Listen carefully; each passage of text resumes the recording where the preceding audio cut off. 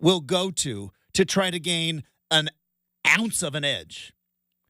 On the other hand, it was a psychological profile of passion and love turned to obsession. We'll dive into it in about 20 minutes because there are two stories. There's the college football story, and then there is the personality profile of Connor Stalions. And at the end of it, I came across feeling bad for the guy. I'll explain coming up in 20 minutes. We also have Tyson Alger. How's he?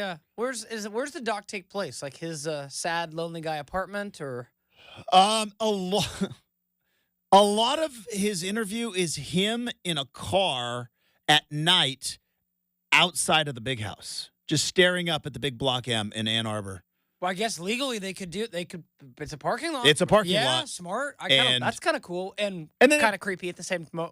Like, you know what I mean? Like, and then they do it like they do in a lot of documentaries. It's some diner somewhere. You know what I mean? Nice. Well, okay. I've watched a ton of documentaries.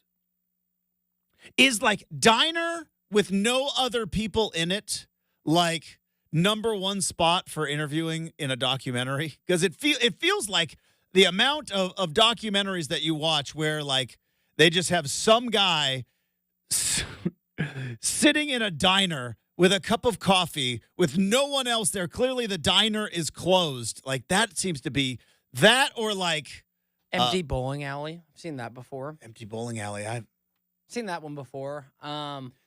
Obviously, a law office is another big one. Yep. where they would have subjects. But I don't know. I just feel like lately I've seen a bunch of diners of people just sitting in diners having coffee.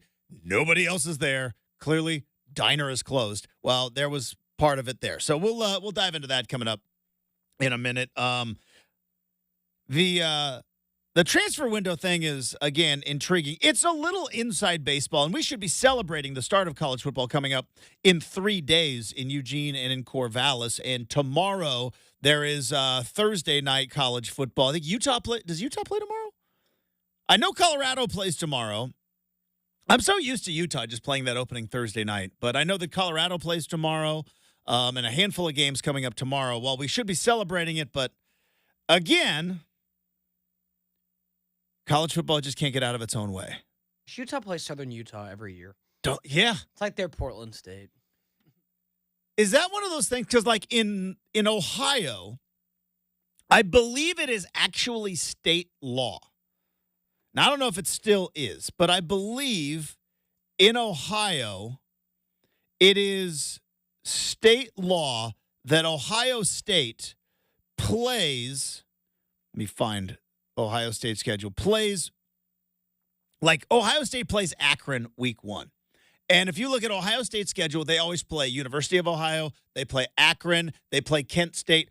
All of the lower tiered teams in the state of Ohio, I believe Ohio State is required by law to play to share a lot of revenue. Because they play Akron and they play Kent State and they play Ohio Bobcats. They play them every year. And I think it's a state law. Interesting. Wouldn't that be crazy if just like the Oregon state legislature just said, yeah, hey, Oregon State, you both have to play Portland State because we got to keep that money in the state of Oregon. Only if they agree to add another lane to I-5. Oh, there you go. Because that's going to be a problem this Saturday. I'm already, again, Justin, you have no idea the amount I do have any idea. I do that drive just as much as you do. I meant to say, you have no idea the amount of just how much of a conversation point it was at our house. Oh, I gotcha. Yeah, just like in that, we're just sitting there like, okay, so we leave at 11:30? Do we leave at 12? We're just sitting there just parse, and we're like, all right, we'll watch the map, see how it goes. I'm like, so I'm down. It would certainly help Portland State's program out. Believe that's the only other I think that's it. Division football team. Yeah, so I'm just looking at Justin. Ohio State's schedule. Yes, we can play Western. Your Woofs. Yeah, the Wolves are Woofs. They're Division II though. That would be tough. That would be a tough game. Portland State can hang in there, and Wait, so you're saying like just the Wolves and there would be safety concerns. or- Let's be honest. There would be safety concerns. Even- like just even at Oregon that State? level. even Oregon State? I think so. Yeah. Like, I'm just curious. Like, I mean, you've seen those. I mean, and listen, I was not good enough to play football at any level past the Far West League, even though, back-to-back champions, no big deal. So it'd be foolish for me to talk about it, but I just think the football players that we had when I was at Western versus the guys who are a step away from the NFL. yeah, no, I hear you. It's a bit of a chasm, but yeah, like Chasm. like Toledo, Youngstown Toledo. State, Akron, like Ohio State play them every single year, and I believe it's a state law. I mentioned this to you before, Justin, but do you think only because you mentioned them, so they have to get their love? You love to talk about banners and hanging banners off of seasons. Yes. Think Toledo hangs a banner and goes, "Nick Saban was here once." Like, I don't like, know you know if they what I hang. mean? I don't know if they hang a banner, but I'll bet you in the football office there is a picture of Nick Saban sitting there as in their coaching history. I'm sure they definitely lean into it. Like, I don't know if they have a banner. Like a plaque? He might be in their Ring of Honor. I don't know. Just like a little plaque. Saban was here once. Like, Saban's career got started here. Like, they should lean into that a little bit. I'm pretty sure they do. I just can't. I don't know. Can't say that I've been to a lot of games No, I at don't know Toledo. much about the great city of Toledo, Justin. I can't say that I do. So I'm debating if we're going to have to talk about this transfer window thing because it's going to be a big deal. It is. And again, I do what I always do. Brendan, I hate that I do this. It is the thing about my personality that I maybe dislike the most because I like a lot about my personality. But the thing that I dislike the most about my personality is I am a nice guy. I think like a scumbag. I do. I think like a scumbag. I always go to the worst possible outcome. I said it with NIL. I said, you watch. You guys think NIL is just going to mean that now they can, popular players can have their uniforms and their uniform sales go to, I was like, no. These guys are going to start selling $1,000 autographs on cocktail napkins, and it's going to be paid for by boosters, and it's going to be a whole mess. And guess what? It was a whole mess. I said it was going to happen because people don't think like scumbags. Guys should be able to pay for their autograph. Autograph's worth what someone will pay for it. And you got these collectives coming together, and they have now all pooled their money, and you saw it at Texas A&M. Jimbo Fisher was kicked out of Texas A&M because the collective of multimillionaires and maybe a billionaire or two in there, I don't know, all decided that they were going to run the program the way that they wanted to run it. And Jimbo Fisher he leaned in and then fought, and all of a sudden, when Jimbo Fisher wasn't winning enough with the recruits that the NIL bosses were paying for, Jimbo Fisher's got to go. But none of you thought like a scumbag. Everybody just thought, oh, yeah, they'll be able to go do like, a couple of local commercials for like a car dealership or something. And it's like, no. These guys are going to be making 7 figures, basically becoming employees. And again, I think like a scumbag, if you go, all right, in December, when, 12 teams now, not 4, 12 teams now are going to be fighting for a national championship. You're going to have the transfer window open up in the middle of the college football playoff. How long before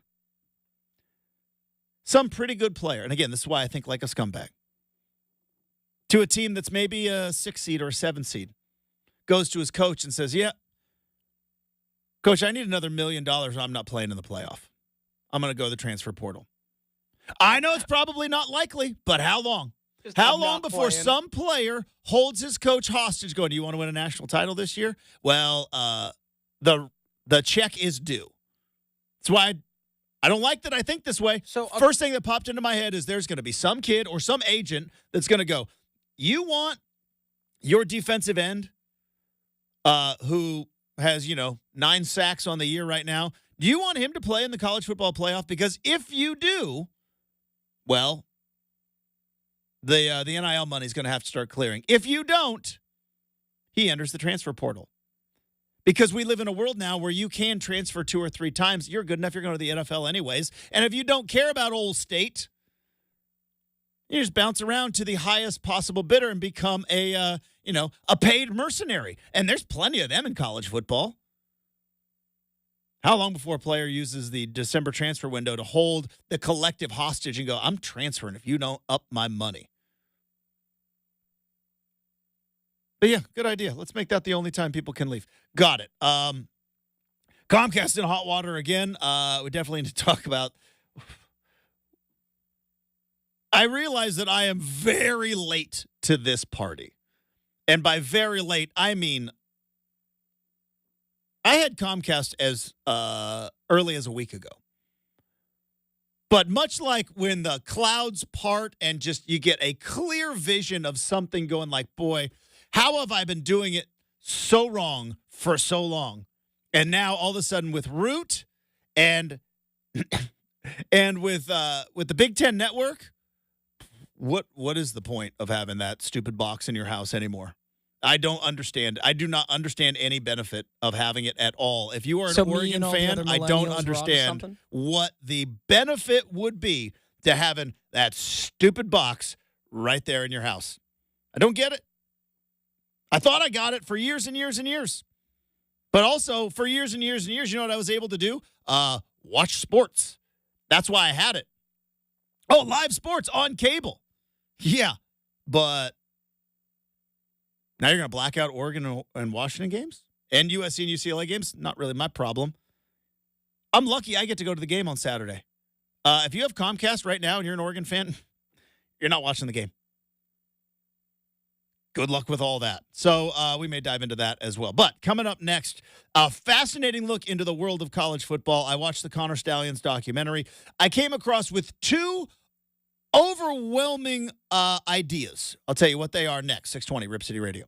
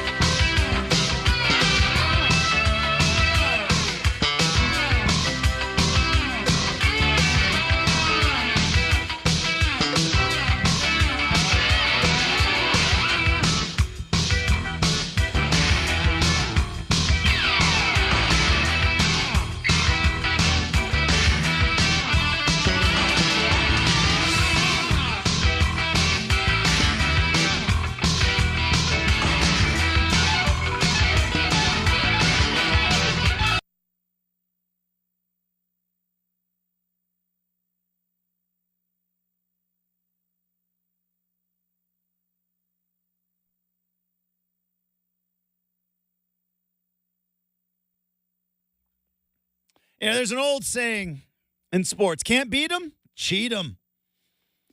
Cheating in sports, tale as old as time, song as old as rhyme. Whether it's the Houston Astros, whether it's the alleged cheating going all the way back to the New York Giants.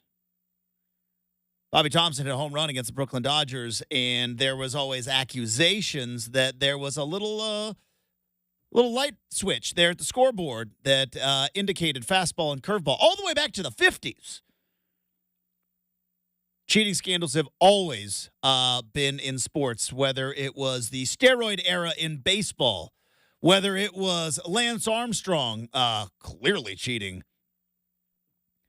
We have seen Olympic cheating scandals. It's all over the place. And then this last season in college football, we were rocked with a cheating scandal, and not with recruiting, because usually college football has had their fair share of, I don't know, would you call a recruiting scandal a cheating scandal? Probably not so much, but usually all of the cheating or rule breaking that went on in college football, it was simply impermissible benefits. You were paying players, you were giving players cars, you were giving players houses. Impermissible benefits was always the way, or a recruiting scandal of sorts. Never have we seen an on-field cheating scandal or allegations like we have seen with Michigan last year that left a ton of questions. A ton of questions. First question was, I didn't know advanced scouting was illegal. We all learned that kind of last year. And then we all kind of learned if you watch the Connor Stallions documentary, Sign Stealer, we all learned the depths that certain programs, and I think more than just Michigan, will go to try to gain an advantage. So let me start with some of the, because this is not a black and white issue. There are a lot of shades of gray. And I came out of watching that documentary with a lot of thoughts that I'm going to attempt to try to congeal into the next 18 minutes. But let's start with the simple stuff. Brendan, Michigan cheated last year. They totally cheated. Now, did they go on and win a national championship while also not stealing signs? Yeah. Would they have won those games if not for stealing signs? Probably. But doesn't change the fact that evidence clearly shows, A, Connor Stallions was on the sideline of the Central Michigan Chippewas as they were playing Michigan State, wearing sunglasses at night. And no, you ain't no Corey Hart. Timely reference. Look it up, kids. And clearly, if you look at Connor Stallions' Venmo transaction that he forgot to put private, he was buying tickets to Ohio State games on the 50-yard line and 36 other Big Ten games he was buying tickets for. Now, he was also on the sideline for Michigan while also buying tickets, and his claim is that, I was selling them or I was giving them to friends, and it's like, these are Big Ten tickets on the secondary market, really good seats. You're not turning a profit on these. You're not running some sort of SeatGeek operation. Clearly, Michigan was sending advanced scouts to other teams to sit there and film the signals and film the game. You watch this documentary, I think the one sure thing I am is like, they were completely cheating. Here's the other thing. How big of a deal is it? Because if you watch this, or if you go back to the way it was covered, and we covered it as well, you would have thought this was some sort of illegal operating scandal. And it's like, no, nothing illegal. They just cheated at college football. But the way the investigation went about, you would think that Connor Stallions was running some sort of, covert espionage that was covered by some sort of federal law. It's like, no, dude was cheating at college football. So that I am sure of. Connor Stallions was there on the Central Michigan sideline recording Michigan State's signals. How did he get there? Why was he there? Why was it not a bigger deal being made? Let's dive into that, shall we? Because to me, that's the biggest failure of this documentary. And it wasn't a complete failure. I went in very skeptical, watched it, was actually entertained. It's 90 minutes long. They spend maybe 2.5 minutes of this documentary, which is 90 minutes long, kind of brushing off the whole Central Michigan thing. To me, that's the biggest deal here. This guy became very good at picking up signals. Great. That's a talent. That's a skill that can be used. And as long as you're doing it in-game or as long as you're doing it with film, you are perfectly within the rules. And I would say to other teams, get some better signals. But this guy has a skill, has a talent. Can't deny that. Started at Navy.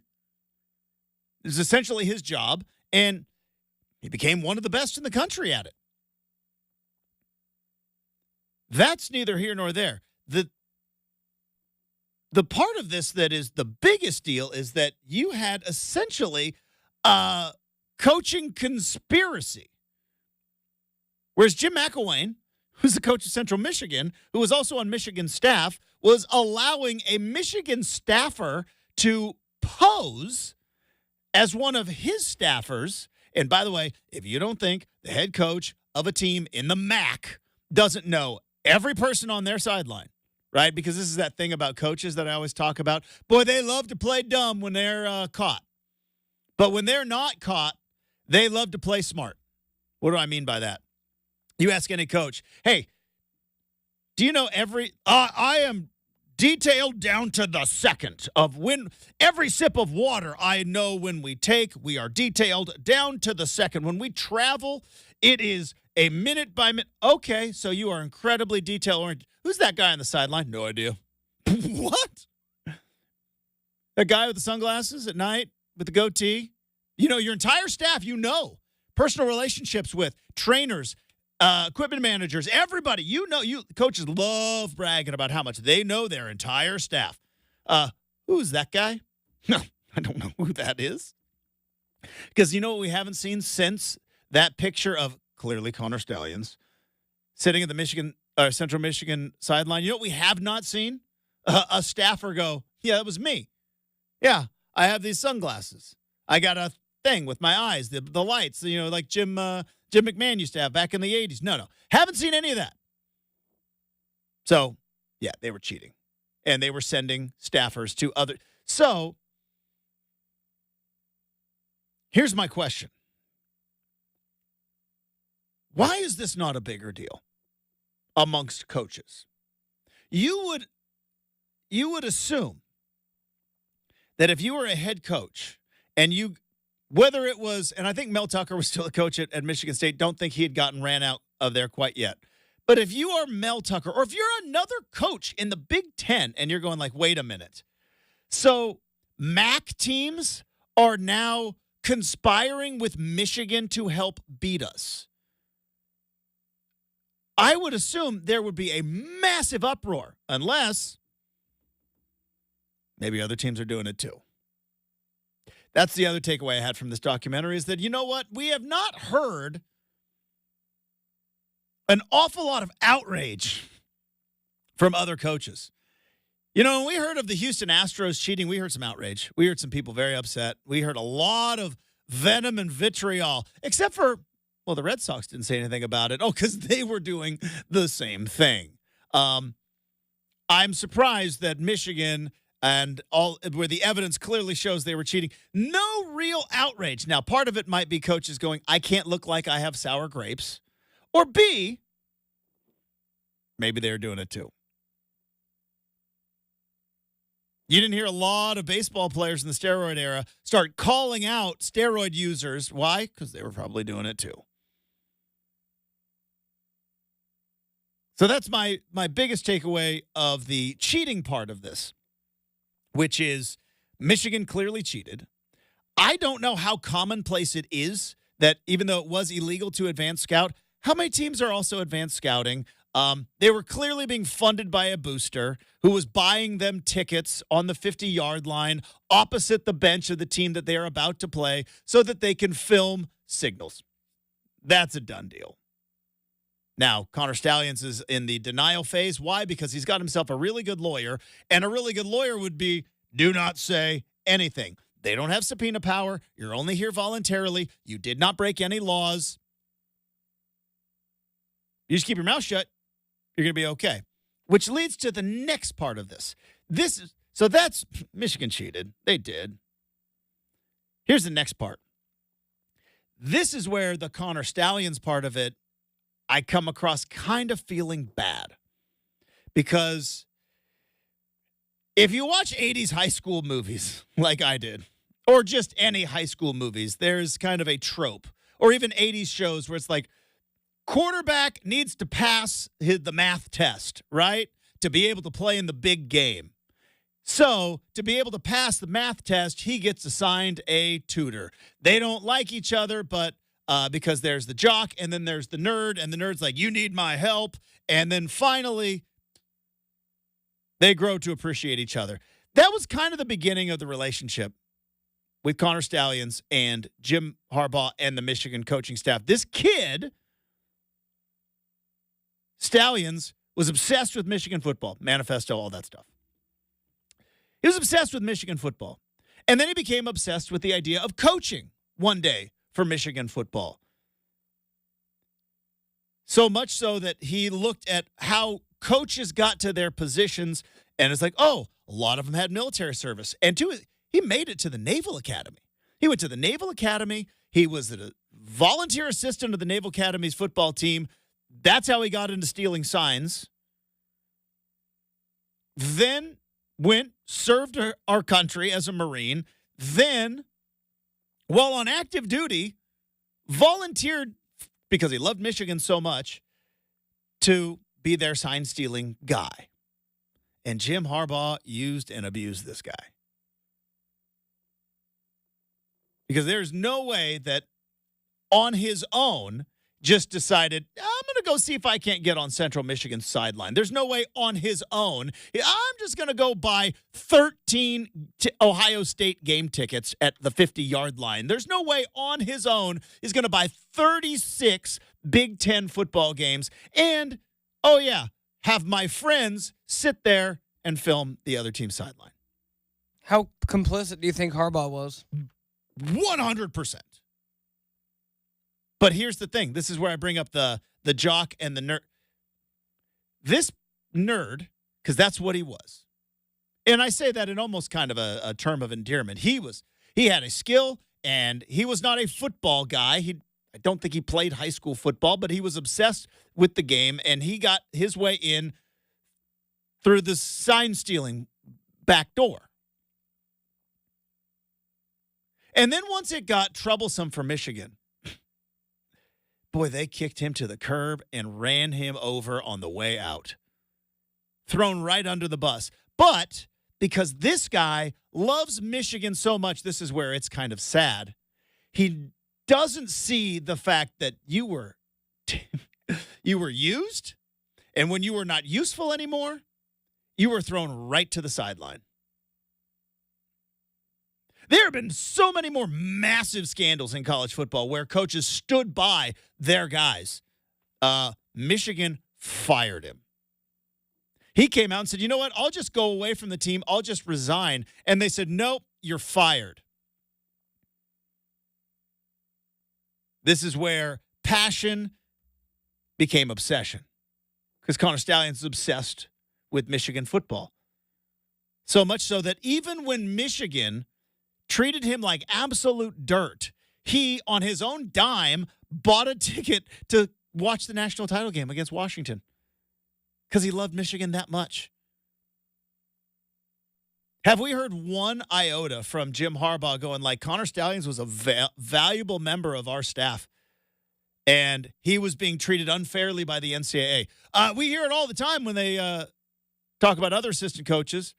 We hear about it all the time when they start talking when players get in trouble by the NCAA. He's being treated unfairly. Not one person from Michigan in an official capacity ever came out and said, Boy, Connor Stallions really got railroaded there. I love the movie A Few Good Men. He was following orders. It was clear. He was following orders, which is interesting because he was also a Marine. That's the whole thing about this. He's a Marine. You know what Marines do?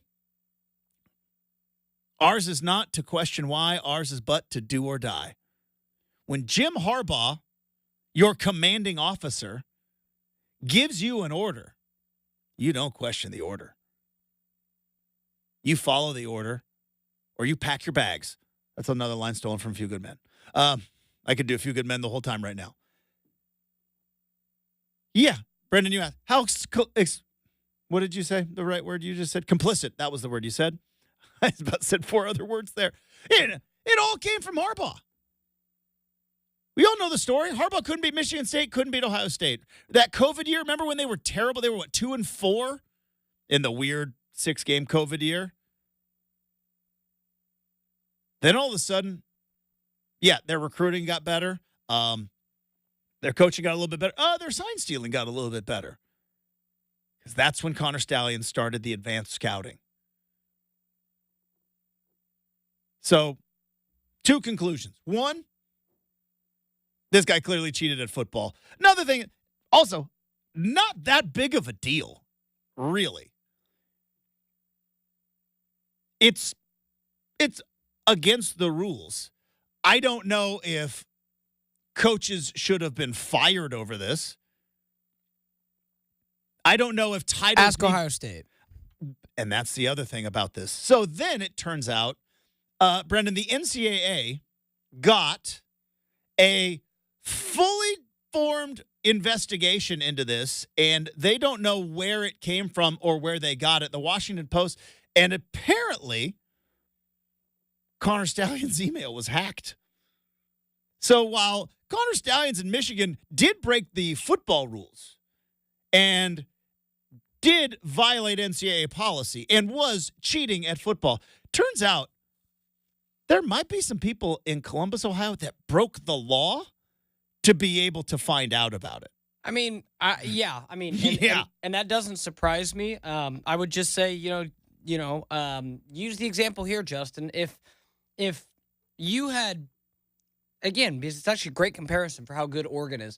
If Oregon had lost to Oregon State for 2 years in a row, and it came out that Oregon State was stealing signs, would you sit here today as a diehard Duck fan and go, yeah, I guess it wasn't really cheating.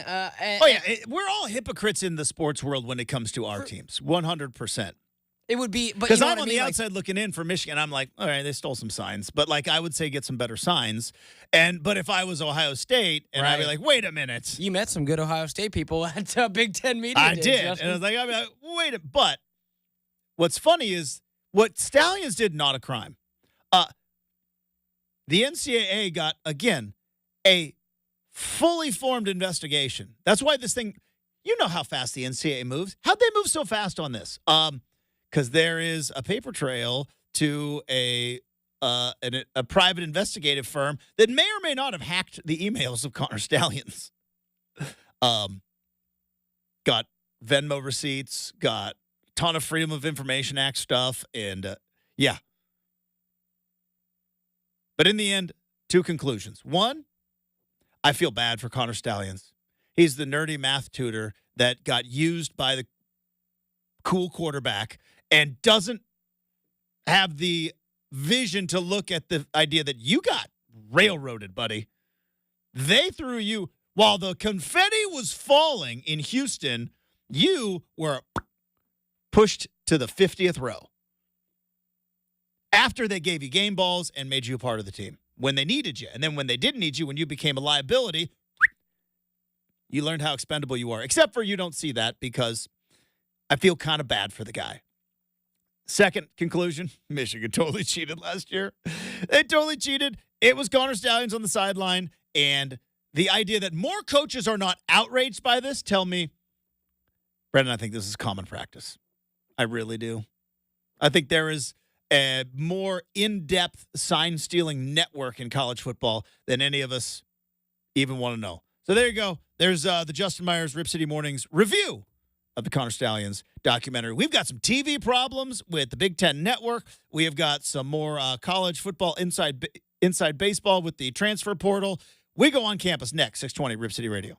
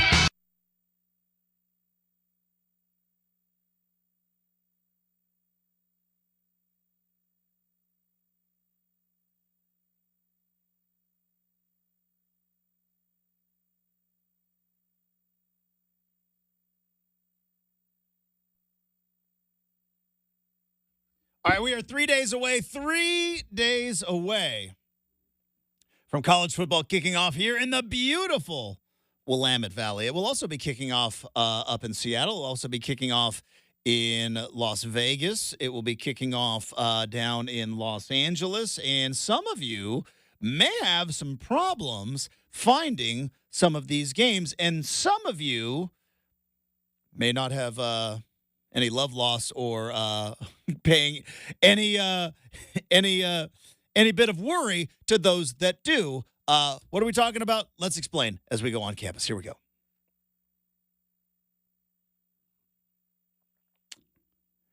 All right, so while we have had a week 0 game, the first big fumble of the football season is between the Big Ten Network, Fox, who owns the Big Ten Network, and Comcast. You all remember them. Remember when they raised the prices to watch Root Sports, when we were all kind of forced to watch Root Sports because of the Blazers? Well, now that's not happening. And it turns out maybe another push to get Northwest fans off of the Comcast box, because here's the statement. The Big Ten Network is in a carriage dispute. Brendan talked about it during the update with Comcast. Currently, if you are a Comcast subscriber, you get the Big Ten Network as part of your cable package. And you can watch on the Big Ten Network Purdue and Indiana and Maryland and Rutgers and Ohio State and Michigan State. But if you live on the West Coast and you want to watch the Oregon-Idaho game on Comcast this Saturday at 4:30 kickoff, or if you want to watch Washington taking on Weber State up in Seattle, good luck to you because they are now blacked out. And, of course, because cable companies are evil, we don't find out about this until 4 days before the kickoff. I know we're 3 days now, but the story dropped yesterday that, yeah, they're in negotiations and that Comcast seeking more money from Fox to carry the Big Ten Network. And I believe their argument is, well, you guys as a Big Ten expanded, your reach is now bigger. We're going to need more money from you. We're providing you a huge audience. You need to now pay for that audience that we are providing you. And the Big Ten Network and Fox is going, you can kick rocks. And we'll see how this whole thing ends. I think it gets figured out by week 2, but I don't know. But yeah, if you are here in our listening audience right now, and you are a Comcast subscriber, and you are an Oregon Duck fan, you can't watch the game against Idaho. Or if you are up, because, you know, we have a pretty good reach into Southwest Washington. If you're a Husky fan, and you want to watch the Washington Huskies take on Weber State, and you have got Comcast as your cable provider, yeah, you're not going to be able to watch that because that game is going to be blacked out. Now, first off, tip of the cap to the troll job that Oregon State did, because while I am on one side of the Civil War rivalry, I appreciate funny when I see it. And it's about time somebody in that social media department down in Corvallis woke up, but they did, as Oregon State throws out the, hey, we are available, even on Comcast, nationwide on the CW, because we made a lot of fun of the CW. It's like, oh, they're going to be on between Charmed and One Tree Hill. I was like, yeah, but we're on TV this Saturday, and you ain't. So, tip of the cap to the Oregon State troll job. Brendan, I can't imagine a lot of Oregon State, or imagine even north of you in the Washington State footprint, all that upset or feeling bad for Oregon or Washington fans with this whole Big Ten Network thing. In a petty sense, yes. At the same token, it sucks, right? Like, I mean, it's ridiculous in 2024. We still don't have football. All of it. So I'm going to take the higher ground, Justin. Good for you. Good for you. I don't know if even though the four of y'all are the reason we are where we are, not being able to watch your team, that sucks. And, I think we talked about it at length, but, the fact that I joke that it's extremely easy to find the CW. You can get it on rabbit ears if you want. Like modern equivalent of rabbit ears, of course. Sure. But like, accessibility and availability. I mean, this is Pac-12 Network, Justin, but just a different new problem kind of a thing. Like, it's it's silly, it's stupid, and I think that, ultimately Comcast internet will live on, Justin. I have a hard time envisioning how Comcast cable is going to make it. Is there a way, and again, I don't know, I'm just throwing things out there, because there's got to be a Big Ten streaming service, right? I wonder if they can, because usually, so like, if you go to, like, back in the day when I would go to the Pac-12 streaming, like the Pac-12 would have all the games streaming, you would have to put in a Comcast password to be able to get it. I wonder if they can just circumvent that and just be like, yeah, go to big10network.com or whatever. So you still can't, because the feed still comes from the same. So this is. But if it's your network and it's your feed, can't you just put that on streaming and just be like, yeah, you don't need a Comcast password anymore? Yeah, you could do that. You could just have a free option for 1 week. You could just. That's be what like, I'd do if I was the Big Ten in this fight. Yeah, I mean, Comcast is digging their heels in, for better or for worse, man. But, yeah, Justin, I think it's just crazy to think, like, now I'm lucky enough. I'm going to the game, right? And I have cut the cord last week. But it's just nuts to think that if I was not going to the game and I was sticking with my cable that I had as early as last week, that I would not be able to watch an Oregon football game, the number 3 team in the country, in the state of Oregon. What a crazy world we're living in. Like I said earlier, I don't know why anybody would have that. Crazy or criminal, Justin? Well, that's not for me to decide. I don't know. I know that Connor Stallions didn't commit any crimes. Ohio State boosters may have when they hacked into his emails. Yeah, hacking is definitely a crime from what I've heard. It's not allowed. Yeah, NCAA just got a fully developed investigation. Goes, here you go. Huh, how did we get that? Don't worry about it. Don't worry about it. Nothing to see here. But yeah, what a big fumble. Boy, YouTube TV numbers are going to go through the roof. Hulu Live, Fubo. I mean, all of them stand to grow from this, Justin. All just huge. And I would imagine in Seattle, if you are a Mariner fan and a Husky fan, like that's got to be the toughest part of it. But then there's the whole Fubo. Yes, Fubo you still have that as an option. It was a cool brand we had back in the 90s. LL Cool J used to wear it. All right. Nice. We have got hour number. Tyson Alger joins us in hour number 2. We got stuff we saw on the internet. A whole bunch of fun stuff next. 620 Rip City Radio.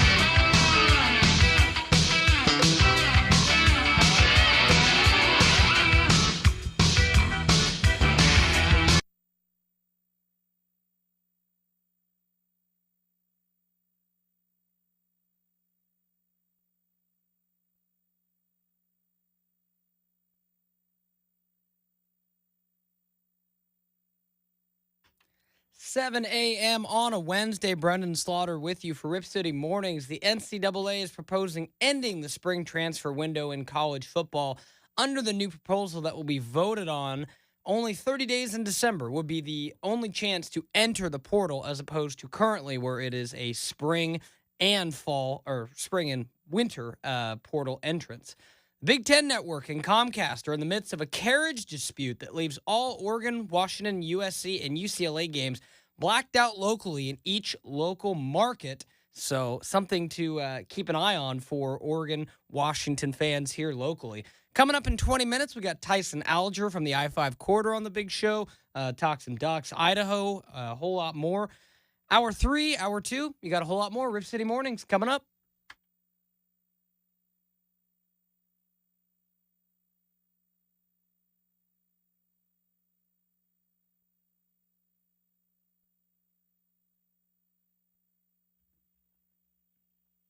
Hey, welcome back to Rip City Mornings, everybody. Hopefully you are having a fantastic Wednesday. As Brendan just told you, Tyson Alger is going to join us in 20 minutes. In about 45 minutes, stuff we saw on the internet. We're going to move Make or Miss. That's going to be coming up in the third hour.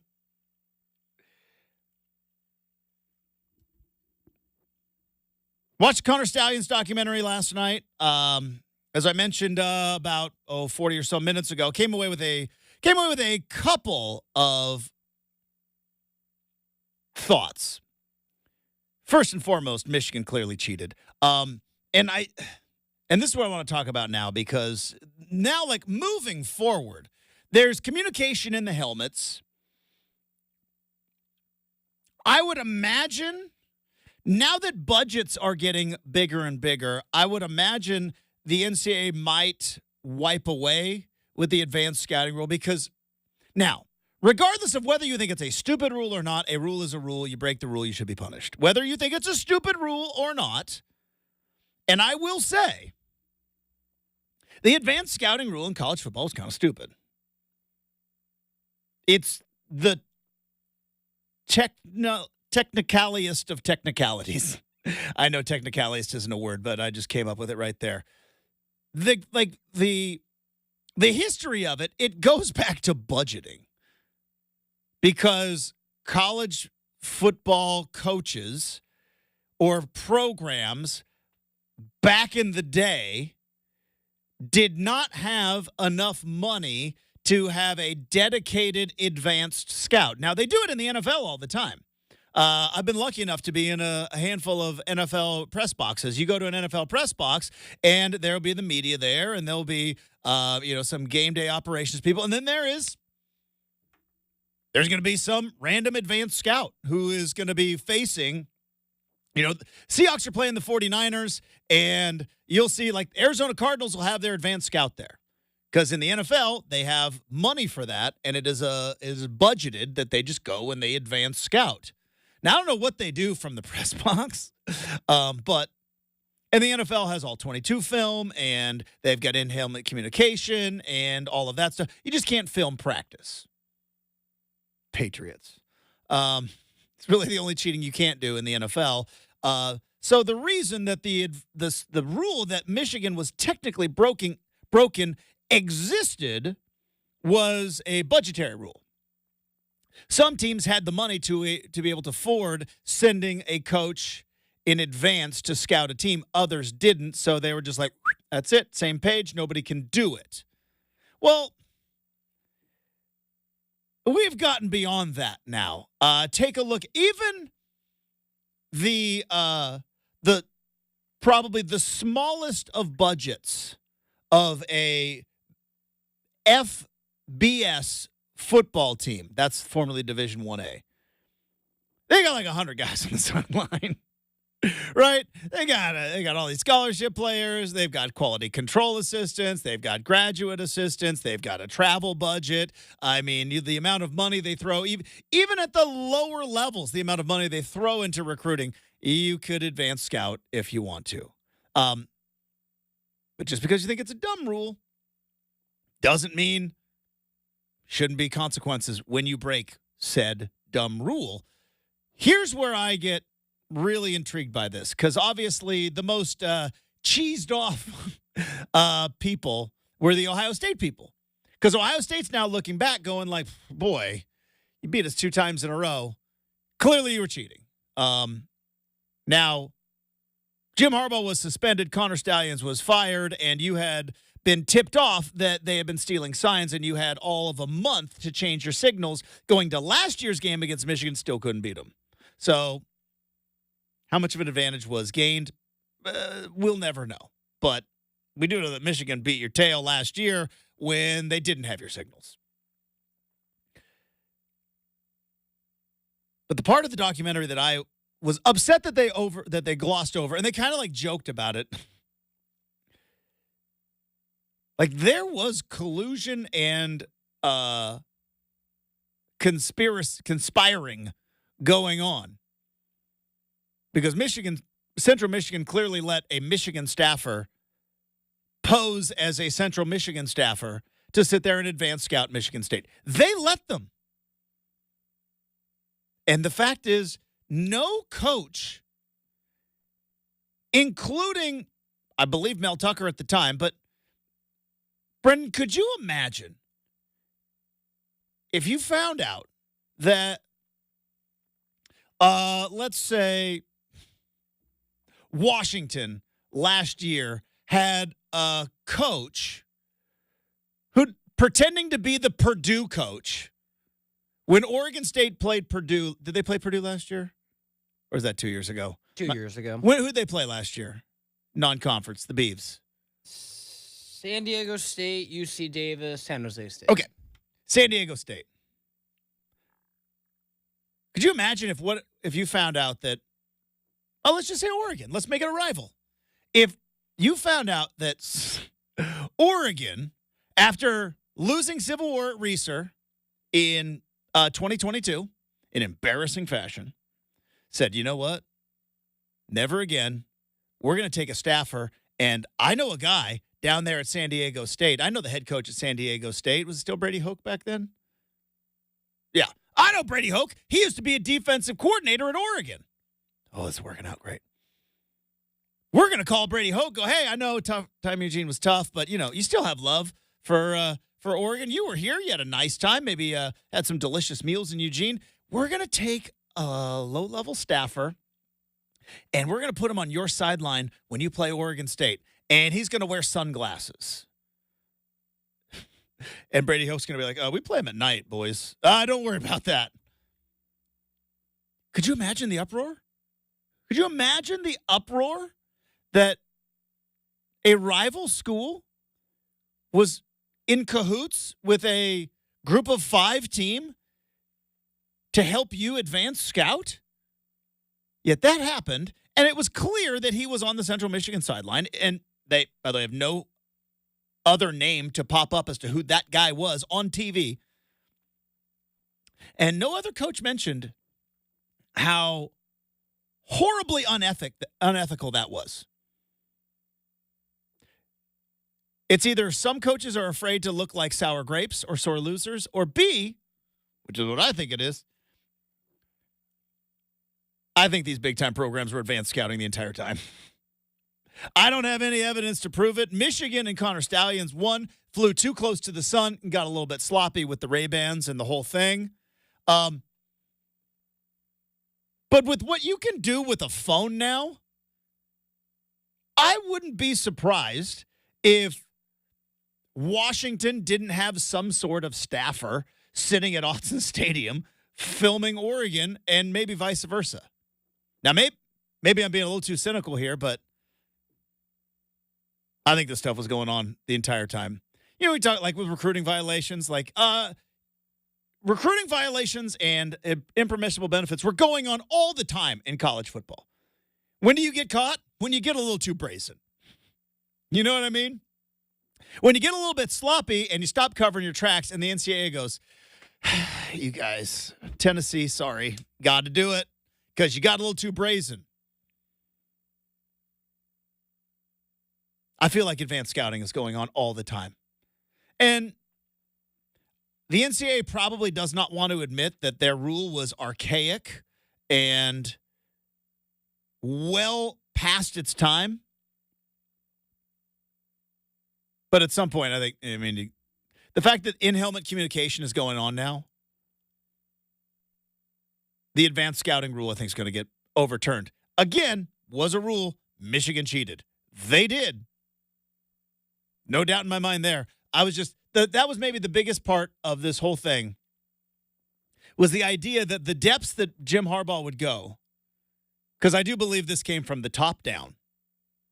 And how about you go, and if he didn't give the orders, Stallions came up with the ideas, and I guarantee you it was okayed by the big man up top. I don't big khaki? Yeah, thank you. Big khaki. Justin, I'm very familiar with Big. I don't know if you know, but I'm going around the radio station as Big Dog right now. So, Big is kind of in my vocabulary right now. That was a tough one. I went social media viral on it yesterday, too, so that's interesting. All right. I saw it coming, too. I was like, oh, no. Oh, no. Inside jokes. I wish I was a part of one someday. But, yeah, I believe that while it might not have all been Harbaugh's idea, he signed off on it. Clearly he signed off on it. And I just wonder how many other teams are doing it. You look at every scandal, right? Steroids in baseball. We thought, it was just Barry Bonds, right? It was just Barry Bonds and Roger Clemens, the two guys that we don't like, and they're the only guys doing steroids. Mitchell Report, Big Poppy's doing steroids too. Turns out, according to the Mitchell Report, a big chunk of the league, and then FBI raids and medical offices, and it's like, whoa. Turns out, run-of-the-mill middle relievers were all on HGH. This goes deeper than we thought. Weird. Bike racing. Eventually, Lance Armstrong finally copped to it, admitted that he was doping, but it's like, a couple of bike cyclists, Tour de France riders, they got busted for doping. Turns out it was all of them. It was all of them. They were all doing it. Just some were just better than the others. I can't imagine that Michigan was so, at the same time, so advanced, yet also so sloppy. Do you know what I mean? The fact that they found an edge over everybody else, but then also got so sloppy to buy tickets with your quality control assistance Venmo account that's public. To Chad, Ohio State tickets. Like, Connor, what's this on your Venmo account? You keep your Venmo public? I don't even know if mine's public. People or not. can find me, but my transactions are private. Yeah. Do you ever peep on other people's Venmos? No. I do all the time. I'm not like, enough bandwidth in the day, Justin. What are they? Well, every once in a while, I'll do a Venmo and then it'll pop up like a feed on Twitter, and I'm like, "Oh, what's going on there?" Yeah, if I open it, or and my it's like friends something, are I'll maybe golfing look at without the top me. one, but no, I have better things to do than scroll through Venmo. You should try it. It's kind of fun. You should try it one day. Just like, why are all my friends going out to dinner? I didn't get a call. Anyways. All right. Coming up next, friend of the program from the I-5 corridor, Tyson Alger joins the show next, 620 Rip City Radio.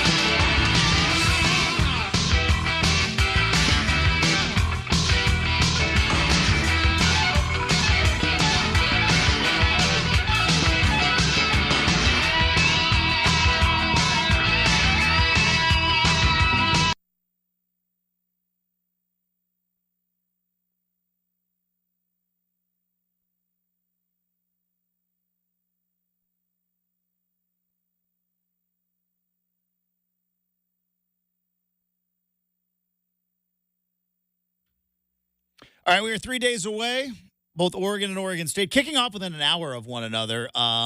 That's going to make the I-5 corridor a busy place on a 90-degree Saturday. But the man that burns up and down the corridor, along with super producer Brendan, is our good friend from the I-5 corridor. He is the CEO, head writer, founder.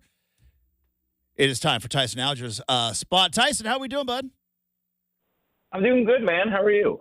Again, I know that while the I-5 corridor is merely a name, I know you are kind of one in spirit with those driving along the corridor, especially on this particular Saturday where the weather is going to be hot, which makes some drivers hot under the collar. And then, of course, that beautiful stretch of the corridor from the Enchanted Forest when it goes from 3 lanes to 2 lanes on a Saturday when both Oregon and Oregon State are kicking off within an hour of one another. I know you have a lot of heart for those that are going to be on the corridor on Saturday morning. Yeah, as soon as you said Enchanted Forest, the PTSD kind of started to hit me there. I feel like last year somehow I managed to get around like the main traffic barrage that can happen when you have both of those teams play within, a couple of hours of each other on a Saturday. But I get the sense, especially now that they're not in the same conferences, that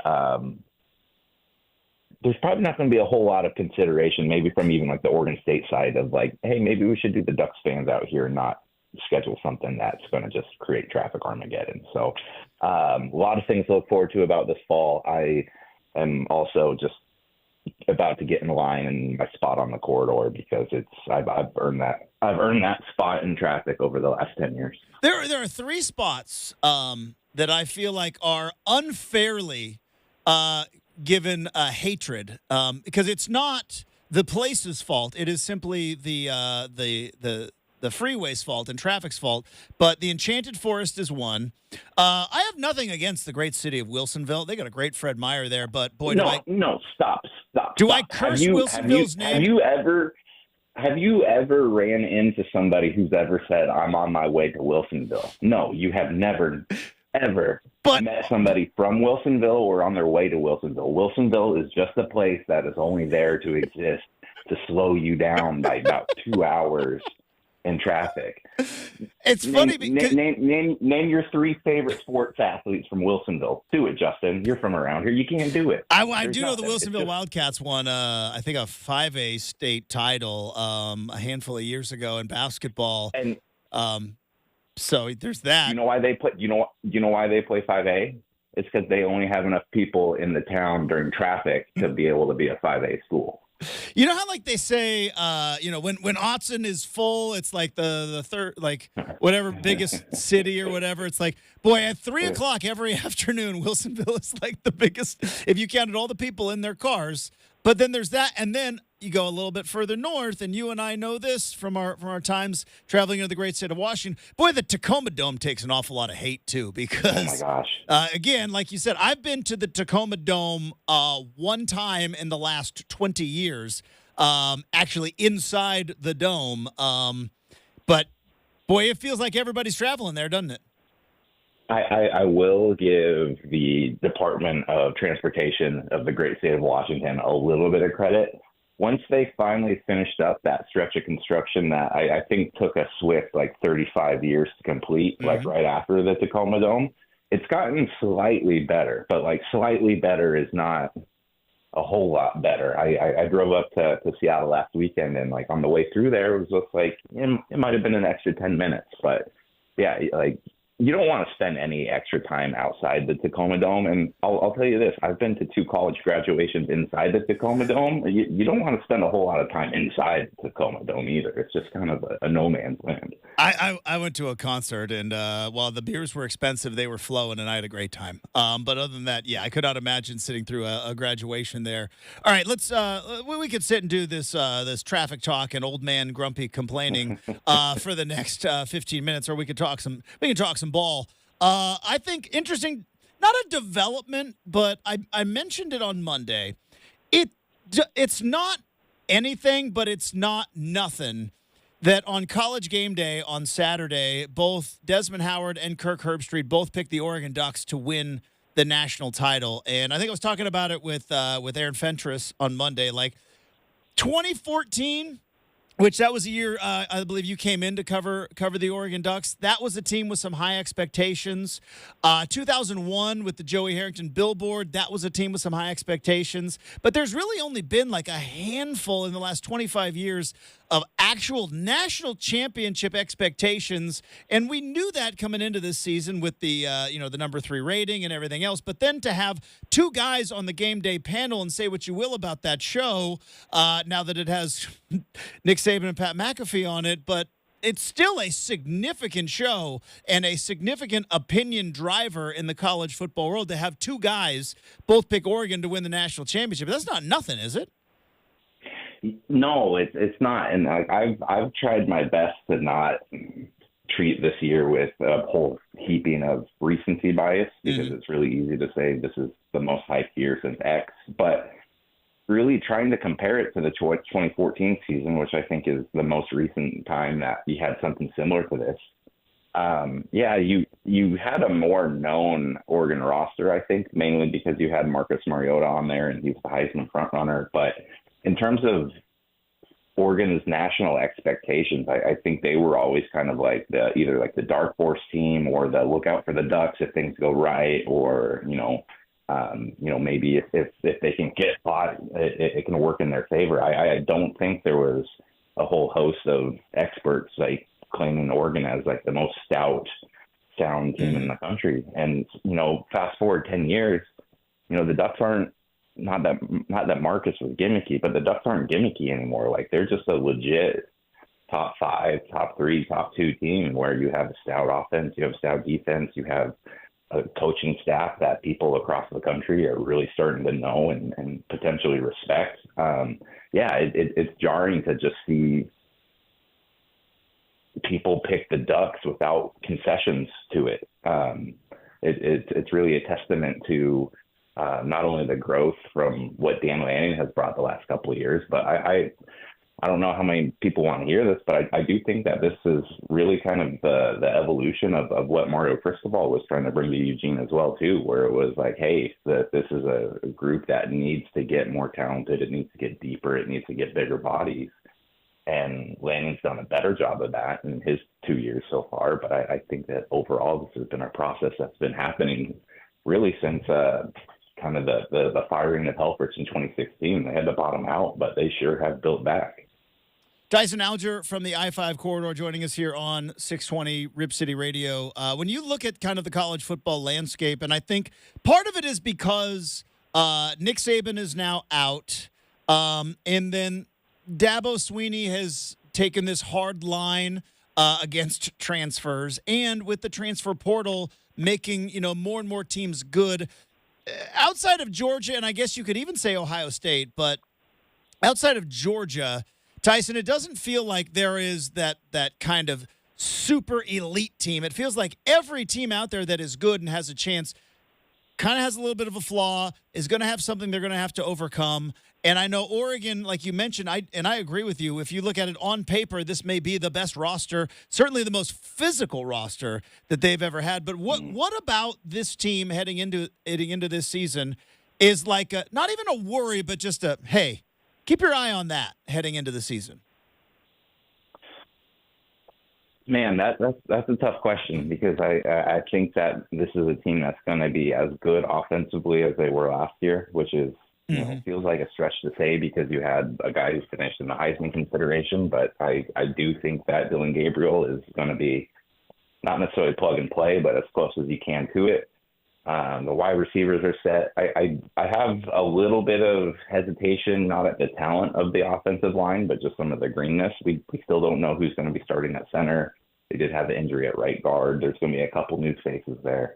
But like overall, like I think it's just going to be probably the secondary. Just there's so many new guys in there, and while this is the deepest secondary group that Lanning's had so far. Like they have that room stacked. I think it's up to like 17 scholarship players now. But there's just like so much new. It's guys coming over from Washington. It's guys coming over from junior college. It's It's a group. I think that's the group that has to play with the most cohesion, and it's the greenest. So I'm not saying that they're not going to be able to do it, but I think it's going to be probably the most interesting thing to watch, especially when they start throwing out some of like their dime packages too, because they are deep enough at that position now where they do want to get a lot of those athletes on the field. Tyson Alger from the I-5 corridor joining us here on 620 Rip City Radio. We're 3 days away from Oregon kickoff. They take on Idaho at Autzen Stadium. And most people are going to be able to watch it, Tyson, but apparently we found out yesterday not everybody is going to watch it. Now, again, I am lucky enough that where I get to go to the game. I know you will be covering the game, and I am also, as I mentioned last week with you, I'm now a cool kid, cord cutter, no cap, all the Riz. So with that, I don't have to worry about it. But if in fact you like that, I know. If in fact I had the cable package that I had a week ago, and maybe I wasn't going to the game, 4 days before kickoff, we find out that Comcast isn't going to be playing the Duck game on Big Ten Network. What the heck is going on? This is nuts. You got to give Oregon State credit here. The poor Beavs hasn't had a whole lot of wins over the Ducks over the last year or so. It's been a lot of big dub yesterday. Having to defend your program and all that sort of thing, and for them to not just come out with the graphic of we're on national brand, we're on CW, but like the speed in which they did that. Like generally, it seems like things like that have to go through like 10 approval processes before it gets online, and then the joke's not really all that funny anymore. No, Oregon State just went for it, and I thought that was absolutely perfect. So I think Comcast is going to get killed here, and I think we're at a time in our technology era where it is incredibly easy to switch to a competitor. Mm-hmm. And so I'm not a fly on the wall for those discussions, but I would imagine that this isn't going to last super long because, go buy YouTube TV, get Big Ten Network. Comcast sucks. I thought the whole point of switching conferences like this was so you didn't have to worry about cable network providers, holding a whole fan base over the coals here to try to squeeze a little bit more money out of them. But, then again, this is college football, and I guess I'm just being incredibly naive. Well, it is interesting, like the irony here, and I think it is actually ironic as opposed to the Alanis Morissette song, which is more about being unlucky as opposed to actual irony.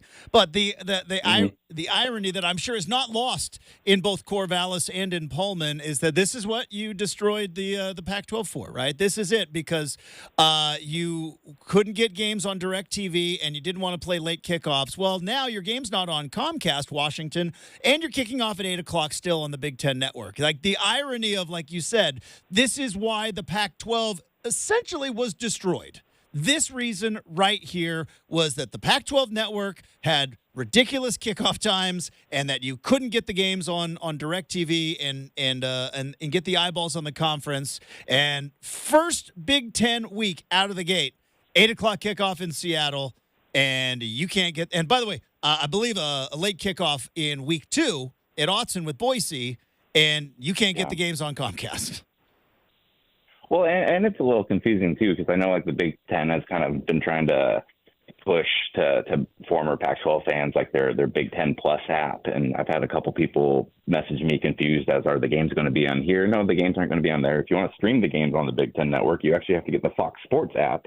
It just seems like a lot of extra steps. And I know the Pac-12 wasn't easy, and I know there was a lot of things that we learned and figured out and knew how to make better by the end of 100 years of that thing. So like we'll find our bearing here in the Big Ten era. But I think a lot of people wanted sunshine and rainbows right out of the gate, and you're obviously not getting that. But TV times aren't ideal. The Comcast thing isn't ideal, but I think this is just between me and you, Justin. Yeah, just us. I think if Oregon and Washington had to decide what they were going to do, I think they'd probably go the Big Ten route again. Like I think they're still okay with where they're at right now. I think that $35 million probably still, that check still cleared $35 million to split it Yeah. between the two? Yep. We're still okay. We're good. Do you just bring that to the bank, or do you have to like call people? Is that direct deposit? Like, hey, do we clear that? Like, well, it's like at the golf tournaments with like, I know it's the Happy Gilmore joke, but like with the big checks, like somewhere somebody's got a big check and they're just like, yeah, we're gonna deposit this. I've signed it. Well, I just know that like sometimes if I'm depositing like a $400 check and the bank goes, whoa, buddy, we're gonna have to split this up. Are you selling heroin or the, something? What's going on? Yeah, you're gonna have to get the second half of this in 10 days after we call every person you've ever met to verify that you actually have these funds. So yeah, when the Pac-12 different worlds. Yeah, when Washington, well, I guess Washington and Oregon probably not so much. Maybe when UCLA goes to the bank and they're like, 75 million UCLA. What's going on? Tyson Alger from the I-5 corridor joining us here on 620 Rip City Radio. Oftentimes, Tyson, I have found that, sometimes the press box and the media corps can get a little bit stuffy and wanting to prove their objectivity maybe kind of tempers down their excitement, but forgetting the fact that we all got into this business because we love sports and we love being at sports. So that being said, even though you are an objective media member who is credentialed and doing a job, what are you excited about for the season? What are we excited about? You were about to say doing a good job, and you were doing a great job. And then you pulled the brakes. What am I excited about for the season? So I'm writing like my full preview thing. I was writing it last night, and I'll get back into it this morning. And I started doing predictions. I started doing the game by game thing. I don't think I can do that, Justin, because again, as we've talked about, this Oregon team doesn't have a lot of flaws on paper. It's really hard to figure out like where the curveball is going to be coming from. Mm-hmm. And I think Oregon's going to go undefeated? I would guess they're probably going to have a loss. I don't know where that loss is coming from, but like I also didn't want to be the guy who's like, they're definitely losing to Ohio State, because like right now, if you were to ask me, I'd say that's a coin flip. So like. Mm-hmm. I think that's my favorite part of seasons like this, is where there's so much that you think like you think that this is the most talented Oregon team in 10 years, or you think Dylan Gabriel is this or the defense is that. But we've all done this long enough to know that we know really nothing. And I'm really excited to just see where the adversity comes from this season, where the challenges come, like who really steps up and becomes like, if this is one of those seasons for the Ducks, like there's going to be a couple guys that we're not talking about right now that we're going to be talking about 10 years from now. And that's always fun. And I'm excited to see like who those types of players are. Are they going to be, guys you expect like Dylan Gabriel or Tez Johnson? Are they going to be younger guys like Sadiq or guys along the defensive line? Like it's just, this is kind of the start of a very long delayed Christmas day, and we've finally made it. It is very funny, and the humor is not lost on me, that the excitement for you is trying to figure out where the curveball is going to come from, Tyson, and that is the dread of me, okay? That is what I have been dreading all summer. That is what I look at the schedule going like, where in November are they going to lose and break my heart? What is it or in October, is that Purdue game on a short week where they got to travel after the Ohio State game? What about at Wisconsin? That's my dread, and that happens to be your excitement, which, you know what?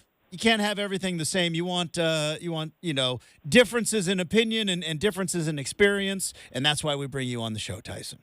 The thing is if things do blow up, like I feel like the Big Ten does have some like better towns to like wallow in your misery. That's true. Like if the Ducks do like go and lose at Wisconsin, like they'll take care of you out there, They got State Street. You got 57 bars. Now you got to deal with a bunch of drunk Badger fans who are probably just got done storming the field. But, you can still get that Midwest hospitality where they get you a brat and a beer and get you on your flight home. Exactly. All right. Tyson Alger will take care of you as well. All football season long, really all year long on the I-5 corridor, i-5corridor.com. Find him on X at Tyson Alger. Or you can also call it Twitter, whatever you like. And subscribe to the I-5 corridor for the top tier Oregon football content. That's why we bring him on this show. Tyson, have a Have a great rest of your week. Have a great weekend. Safe travels. If hopefully we're not in a parking lot near Enchanted Forest, as we're both going to be driving down. And we'll look forward to talking to you next week. I look forward to the podcast we eventually do from Enchanted Forest. So I'll see you later, Justin. There we Good go. luck this week. Dyson Alger. We might loop in Brendan on that one as well. It's like, hey, we're all stuck in Enchanted Forest. You guys want to connect and do a podcast? There's got to be a way to do it. All right, coming up next, stuff we saw on the internet to wrap up hour number 2, 620 Rip City Radio.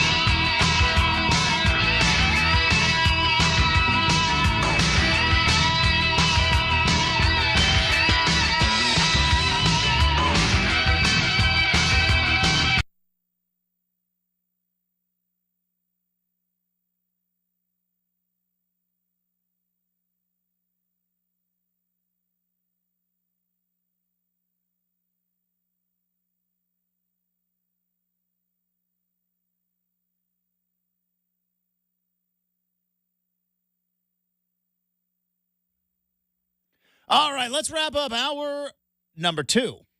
Threw me off because obviously usually we have Tyson on in the third hour, but we just had Tyson on here in the second hour, which means a treat for all of you. We will have Make or Miss coming up in hour number 3. We've got an RCM mailbag right now. It's time for stuff we saw on the internet. Speaking of treats, Brendan, I've got it. I've got the new lineup of Dairy Queen Blizzards. Are you ready for these?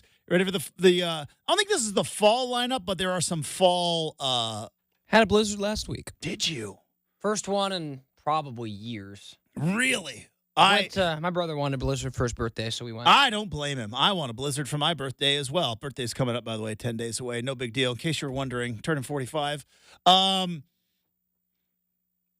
Pumpkin pie, not a surprise. It's that time. Pumpkin spice lattes are back at Starbucks, so pumpkin pie blizzards. French silk pie, which caramel Java chip, coffee, choco espresso crunch pieces. I mean, there you go. You get a blizzard and you get a little coffee buzz. Oreo fudge brownie. Ugh, yeah, now we're talking. Salted caramel. Where are you on the salted caramel? Yeah, it's solid. When I was growing up, caramel was just caramel, and then somebody was just like, screw it, put some salt on there. And they were like, this is way, way better. And now, like, nobody's... Could you imagine just having unsalted caramel now? Like, why? Salt's cheap. It's everywhere. This one probably would be my favorite. Reese's Pieces cookie dough. Combination I did not know I needed, but I definitely want to figure that one out. And Royal New York cheesecake. So those are the new blizzards. But here's what I want to ask you. Brendan, single ingredient goat blizzard. Or let's go top 4. Top 4, some may call that a Mount Rushmore. But top 4 single ingredient blizzards. The ones you can get anytime, anywhere. They're always good. Mine are Reese's Peanut Butter Cup. That's A1. Oreo, M&M, and then I think I'm going cookie dough. Those would be, if I were to go top 4 single ingredient blizzard. What's in your top 4? What's your go-to, by the way? I don't really have a go-to because, like I said, it was the first blizzard I've had in years. I was always more of a dilly bar person. Oh, dude, dilly bars. Cherry, though. Cherry dilly. Again, the world zigs, Brendan zags. And you know what? I have come to, while I don't understand you, I will appreciate it, you know? When the world's... Hopefully you expect it at this point. But I do. Also, it is interesting because I don't understand why anyone would get a cherry dilly bar when there is a chocolate dilly bar option. But in the words of Michael Scott, they wouldn't sell it if nobody else liked it. So you can't be the only one holding up the cherry dilly bar industry. Other people have to like them because they've got them. So I don't want to judge. You do you. there's a chocolate one right there. Yeah, I mean, we had this conversation yesterday about chicken, and I'm like, when I hear Justin says he's cooking chicken thighs, I'm like, there are chicken breasts available too. Oh, but chicken. So that might be a firm little debate we got going on between us. I think you're kind of on an island on that one. I do. So I think you're on an island on that one. So clearly, maybe I don't know. I doubt it. So because my only experience with it, Justin, is that when I worked in a chicken restaurant and made fried chicken, we used chicken breast tenders. Yeah, for the tenders, yes, I would agree. For the tenders, but for like a piece of fried chicken, you got. I'm in the chicken tender generation. That's how I grew up, man. You got to go. Chicken tenders are that's it. You never wanted a drumstick. It was not something I ever reached for. It was kind of like when we would get the bucket of KFC back in the day, or the bucket of Abby's chicken, because Winston. My brother and I would fight for the drumstick. Oh yeah, it was a battle for the drumstick. That is what I have heard from the difference between our generations, Justin. But I grew up where it's like my chicken doesn't have bones in it. Right, where it's like it. But is... I get the boneless, skinless chicken thigh. Yeah. But that is anyways. Yeah, but anyway, fun. Let's get back to ice cream real sure. quick. So, What did you? Okay, so you got a Blizzard last week. What'd you go with? I got the Reese's. I love the Reese's. Yeah. Reese's peanut butter cup or the Reese's Pieces? Pieces. Go the Reese's Pieces. Yeah, Pieces. Pieces, Butterfinger. Can I throw a hot take out there? Because I think I said Reese's peanut butter cup was in my top 4. Now that you say it, in a Blizzard, Reese's Pieces might be better. Yeah, Reese's Pieces might be better. Yeah, this one was like a limited. In a Blizzard. Yeah, this one was like a limited time. It was like Reese's Pieces and some cookie dough bits in there too. That was pretty good. You know how like when people like get on an airplane, they drink ginger ale, but they'll never drink ginger ale any other point in their life? I am that way with Reese's Pieces at the movie theater. Oh, you give me enough. a candy option, I will go peanut butter cup over all. You go to a movie theater, I want the Pieces. I don't know why. Maybe it's ET. Where are you on the Oreo Blizzard? I like Oreo. Oh, Oreo's good. I think kind of underrated. So the worst, underappreciated. The worst has to be Heath, right? The fact they still have Heath bars on the menu, like, where did Heath bars get popular? I have never in my life just like seen someone go, yeah, give me that Heath just bar. like last segment when Tyson Alger was like, do you know anyone from Wilsonville? Yet everyone seems to be driving through there. It's like, I don't know one person that goes to like a store and is like, I'm going to get a piece of candy. Heath bar, please. I don't know one person. Like, generally speaking, you and Tyson spot on, but like we are, like my family, Justin, is the definition of the outlier in that because we go to Wilsonville for just Costco. Sure. No, I get that. But, like, you don't live there. No, gosh, no. That's like, but like to your point, I don't like, know if anybody really lives there. It's just everybody drives there. Everybody drives through it. But yeah, Justin, like I don't know how Heath has stayed this popular throughout the years. I'm with you. I don't get it's very questionable to me. Now, I'm sure the by the nice way, man. you want a bit of a hot take, even though it's not a hot take. I'm out on the Butterfinger. The Butterfinger Blizzard. I'm out. Yeah, I love Butterfinger, man. I'm out. Yeah, I love Butterfinger. That's my. That would be my whole like. Yeah, don't give me the butter. But how did L.S. Heath create such a lasting legacy some 110 years later, Justin? That's what I'd like to know. Just crushing it, man. He just a school teacher in Illinois creates a candy, and it's still in blizzards every day. Nuts. No, there's no nuts in a Heath bar. I'm no. just kidding because you said nuts. Yeah.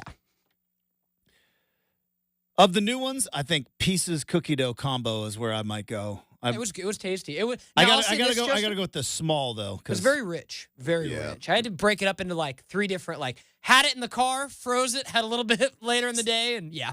I can't do that. I start the Blizzard. I don't stop until I see the bottom of that cup, which is why I always get a small. But when I was fat, I used to get large, eat them all right there, one sitting. All right, we have got a loaded hour number 3. That's coming up next, 620 Rip City Radio.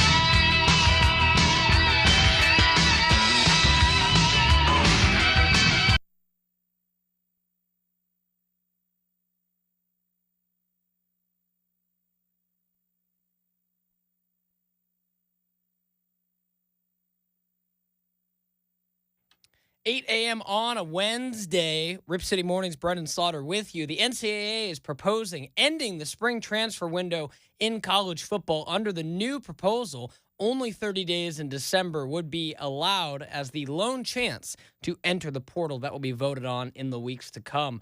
And the Big Ten Network and Comcast are in the midst of a carriage dispute that leaves all Oregon, Washington, and USC and UCLA games blacked out locally in each market. So if you didn't need another reason to cut the old cord, you got another one today. Coming up, we got hour 3 of Rip City Mornings. Justin Myers.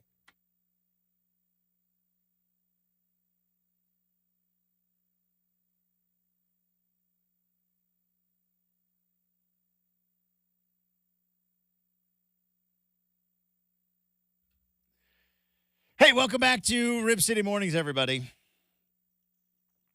We're going to have Make or Miss coming up in 20 minutes, a special third-hour edition of that. We've got an RCM mailbag. You done your fantasy draft yet?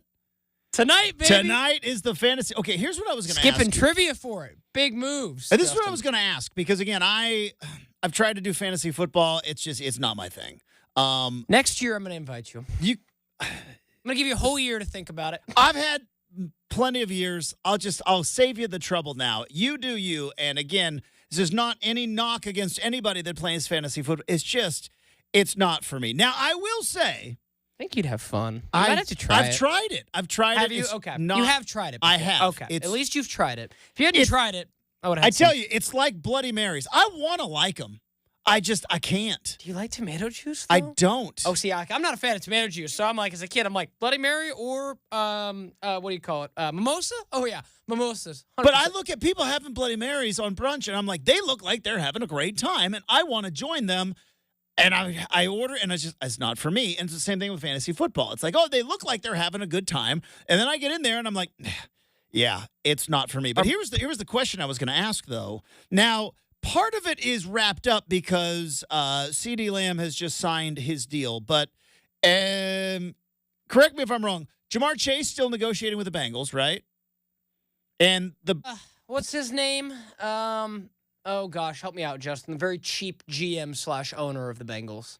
Is it Mike Brown? Yeah, Mike Brown. Yeah, the Brown family, yeah. Mike Brown. I believe his daughter is the one that runs the day-to-day operations. Gotcha. He is the son or grandson of Paul Brown, who obviously they started the Bengals way back in the day. They used to be Paul Brown started the Browns, got pushed out, went from Cleveland to Cincinnati, started the Bengals, but with the exact same color scheme as the Browns. That's why they have the same colors. And so the Browns, the name is after Paul Brown, but the Brown family that started the Browns in Cleveland now owns the Bengals in Cincinnati. It's a whole thing. Yeah, no, and from what I had heard, it's a whole thing. Anyway, was that it's like the Famous Amos guy doesn't make the Famous Amos cookies. He makes his own cookies now because he sold the label. Yeah.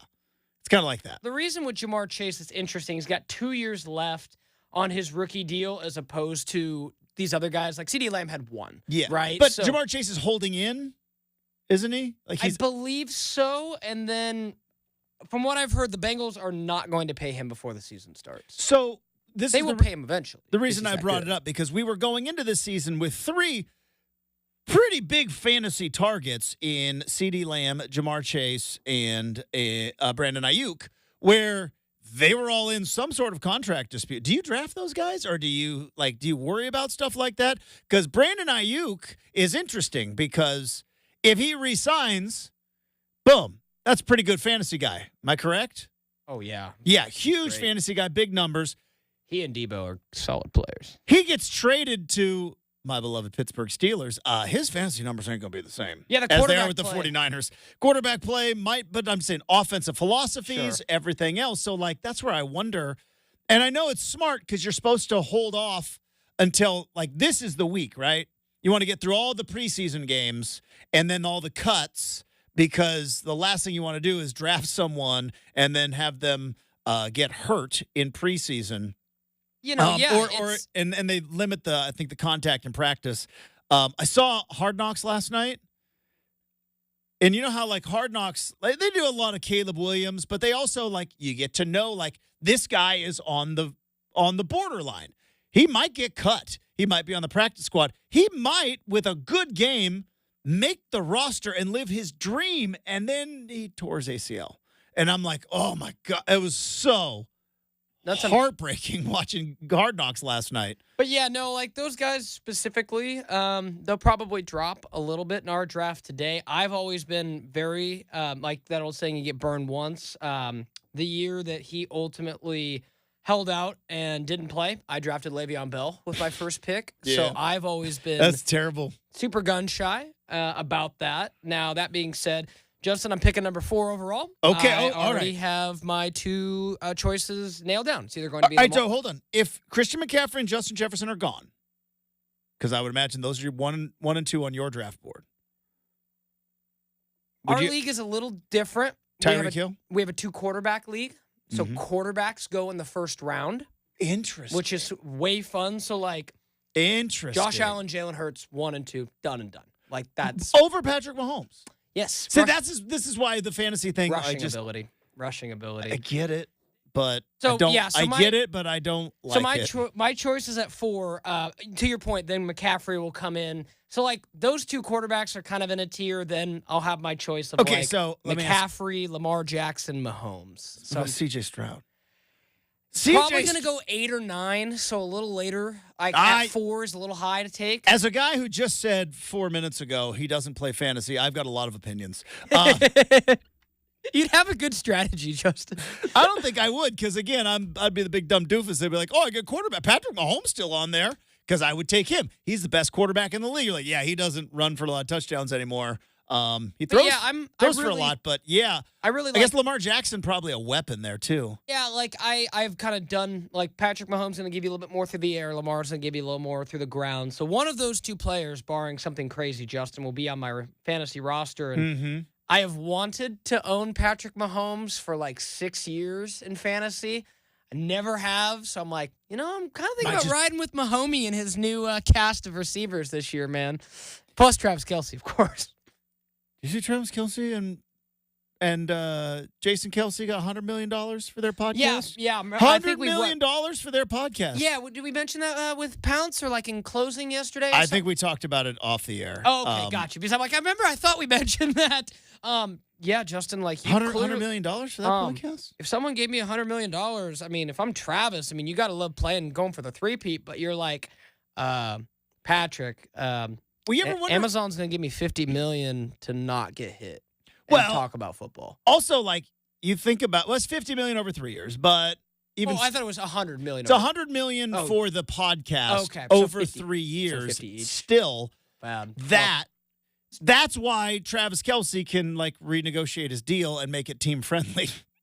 You know what I mean? Because I think he's got a pretty team friendly deal, doesn't he? Like, let's see, Travis Kelce. Okay, no, he's $20 million cap hit this year, so that's pretty significant. I think that's might even be more than Mahomes' cap hit this year, which is actually pretty crazy. No, okay, Mahomes' cap hit's still 30, but yeah, he's the 4th highest paid Chief. Travis Kelce is the 4th highest paid Chief, where he should be the 2nd highest paid Chief. Right? Couple offensive linemen protecting the franchise. That's a good point. But I thought he was like, he's got a fairly team-friendly deal, which is why the Chiefs keep winning Super Bowls, is because they've figured out the secret sauce, right? It's the hardest thing, I believe, to do in the NFL, which is to get everyone on the same page. And I think it starts with Mahomes, because Mahomes gave a team-friendly. It's why the Patriots dominated for as long as they did. It's because Tom Brady he never got greedy, and he never took the big giant paycheck. Boy, he could have. But always had a team-friendly deal, and that's how you dominate for 10 years. And you figure, and you go to 10 Super Bowls, which is funny to call a $30 million cap hit team-friendly, but it compared to what's Joe Burrow's cap hit? Let's look at that. Joe Burrow and Justin Herbert. I'm curious what each of their cap hit is. It's got to be in the 40s. So Joe Burrow's cap hit's about the same, about $32 million. 32. Let's look at because it deferred it, because he's making more per year. And then Justin Herbert just got his deal done. Let's see here, Justin Herbert's cap hit this year. Let's see. Oh, come on. Almost there. About the same. Okay. 20. Yeah, they're all. This one's kind of about the same, but I don't know if like this cap hit fully takes in like the restructured deals. Gotcha. And all that. Like again, Spotrack's pretty great. Gives us a lot of good things. But I don't know the exact specifics of like maybe it counts here, but it doesn't count in like the salary cap that Boy, man, that Jennifer Gardner runs and all that these stuff. people that figure out these contracts, man, like just talk about just a different language. But you think Justin, about like we know, it like is- like Major League Baseball is the easiest contracts to figure out because there's no salary cap, and they're just like, yeah, Shohei, $700 million over 10 years, and then they defer it. But it doesn't matter. That's just cash. Like, baseball contracts are the easiest contracts to figure out.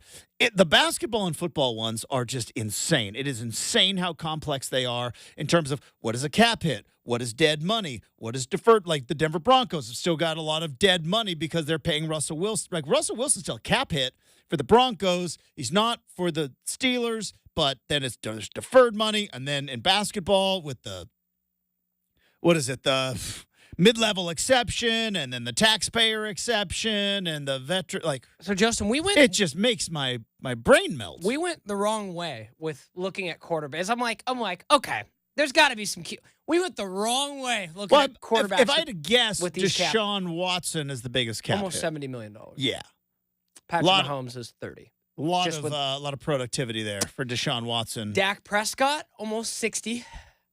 Kyler Murray 52. Mm-hmm. Daniel Jones 50. Daniel Jones is $50 million cap hit. And Matthew Stafford 50.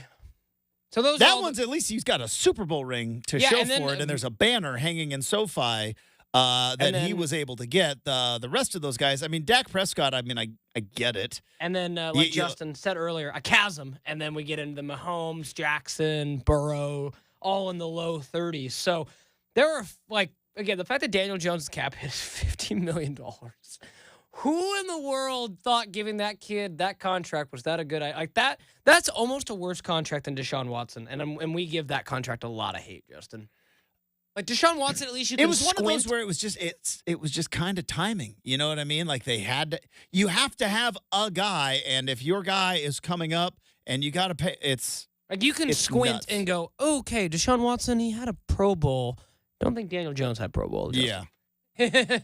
All right, real quick, just because I'm curious, because you mentioned with the rushing stats that go into it. Yeah, CJ Stroud only had 3 rushing touchdowns last year. Fine QB number 2. Threw 23 to 5 interceptions for But that 4,000 first for QB, 4,000 he's got yards, but some yeah, rushing only had ability. the 3 rushing touchdowns. I still think that guy's going to be. You think all those guys are getting paid. CJ Stroud, he will be, at one point, the highest paid player in all of the NFL. And I don't think it was a one-year wonder. I think that guy is just it. Real quick, because I know we're up against it, but, you know, I heard this made the other day about kind of the thought on Ryan Day, the head coach at Ohio State, and with this the Connor Stallions documentary and everything else. What would we think about Ryan Day? Even with the losses to Michigan, if 2 years ago that kick that sailed wide right sailed through the uprights and they beaten Georgia in the national semifinal, and CJ Stroud goes and beats the dog out of TCU, and Ryan Day has a national title. His reputation is completely different in Columbus based off of about 4 feet of football and goalpost. No wonder these football coaches are insane, sending Connor Stallions to advanced scout. All right, we have got Make or Miss coming up next, 620 Rip City Radio.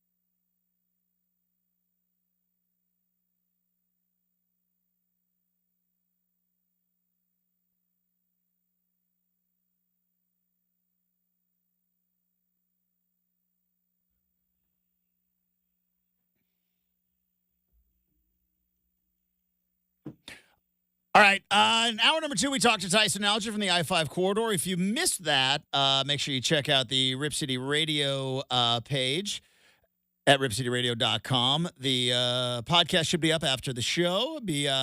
Or you could head to YouTube and head back and listen to our conversation. But because we had Tyson Alger in hour number 2, we do the that's the old switcheroo. And we bring you a special third hour edition of Make or Miss. Here we go.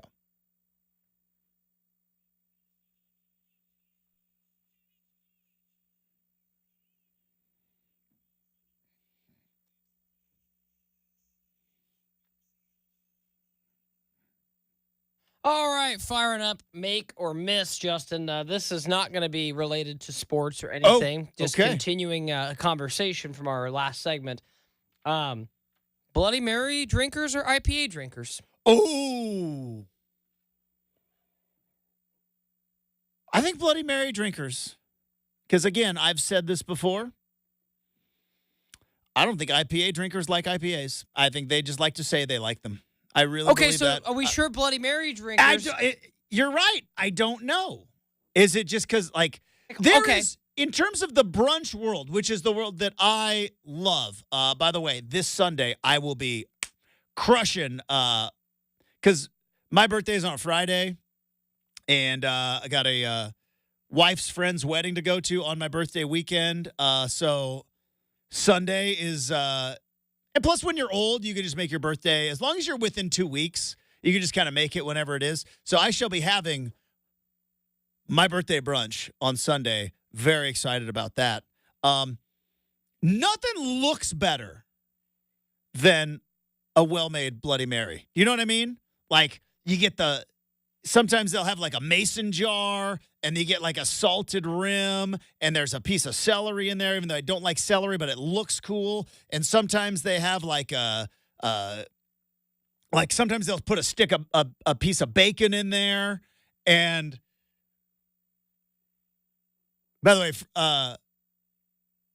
free shout out just because this place was awesome. I went there last weekend. Cafe Rowan in Southeast Portland. Dude, their Bloody Marys looked so awesome. Again, jealous, envious, wanted one. Knew I wasn't going to like it. Had a double mimosa instead because, your boy goes for doubles. But it looks so cool. But you're right. Maybe, do you think I just put those two people together. The Bloody Mary people don't actually like Bloody Marys. They just like to say that they like Bloody Marys because I believe that with IPA people. No, I believe they're the same people. Like, the people who drink IPAs are the same people who drink Bloody Marys. Like, it kind of goes hand in hand. Could possibly be onto something there. You might be onto something there, but I stand firm that IPA drinkers don't like IPAs. They just like to say that they like IPAs. Just like the same people that say they like independent bands. You don't like independent bands. You like to say you do. Yeah.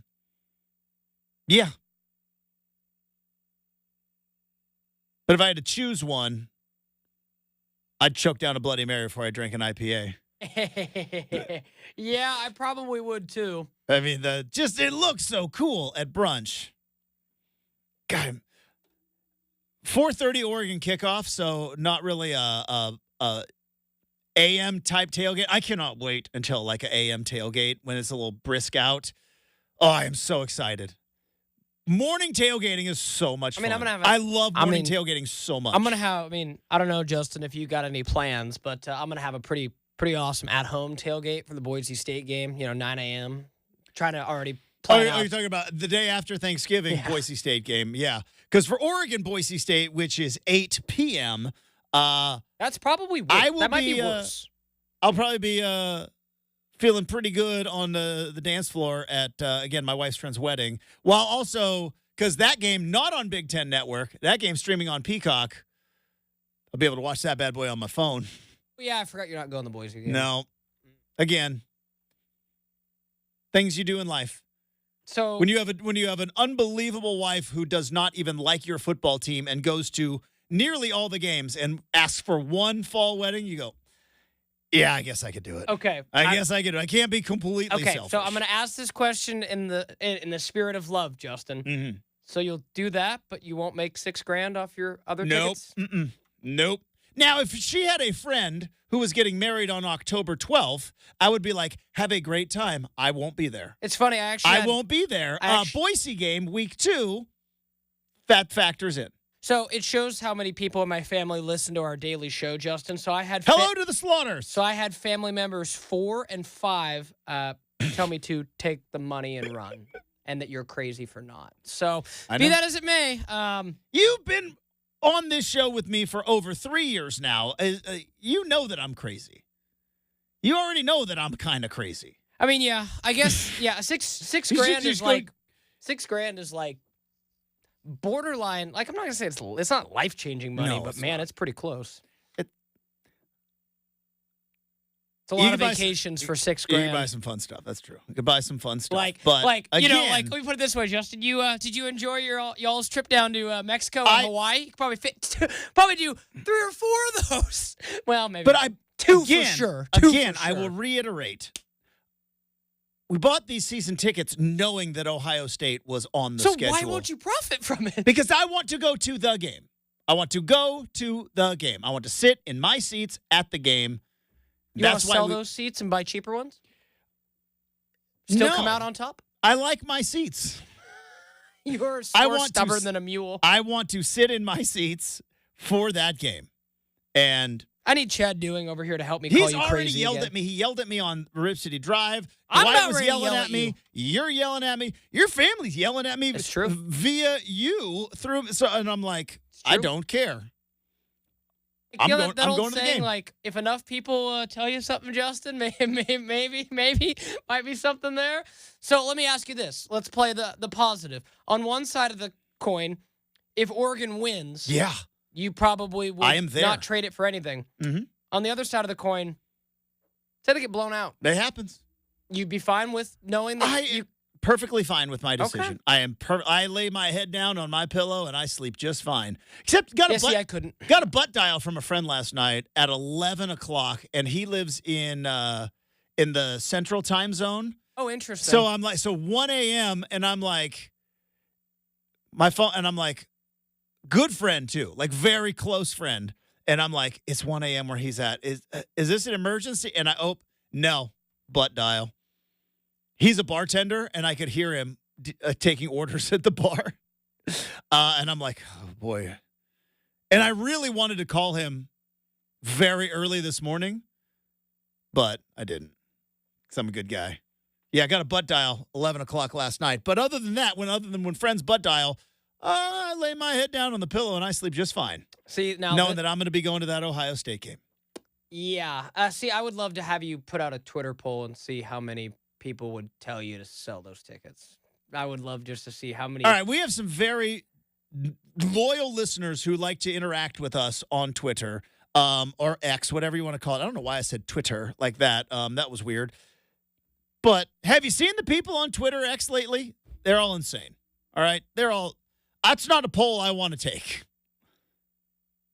Because I don't know if I trust those people.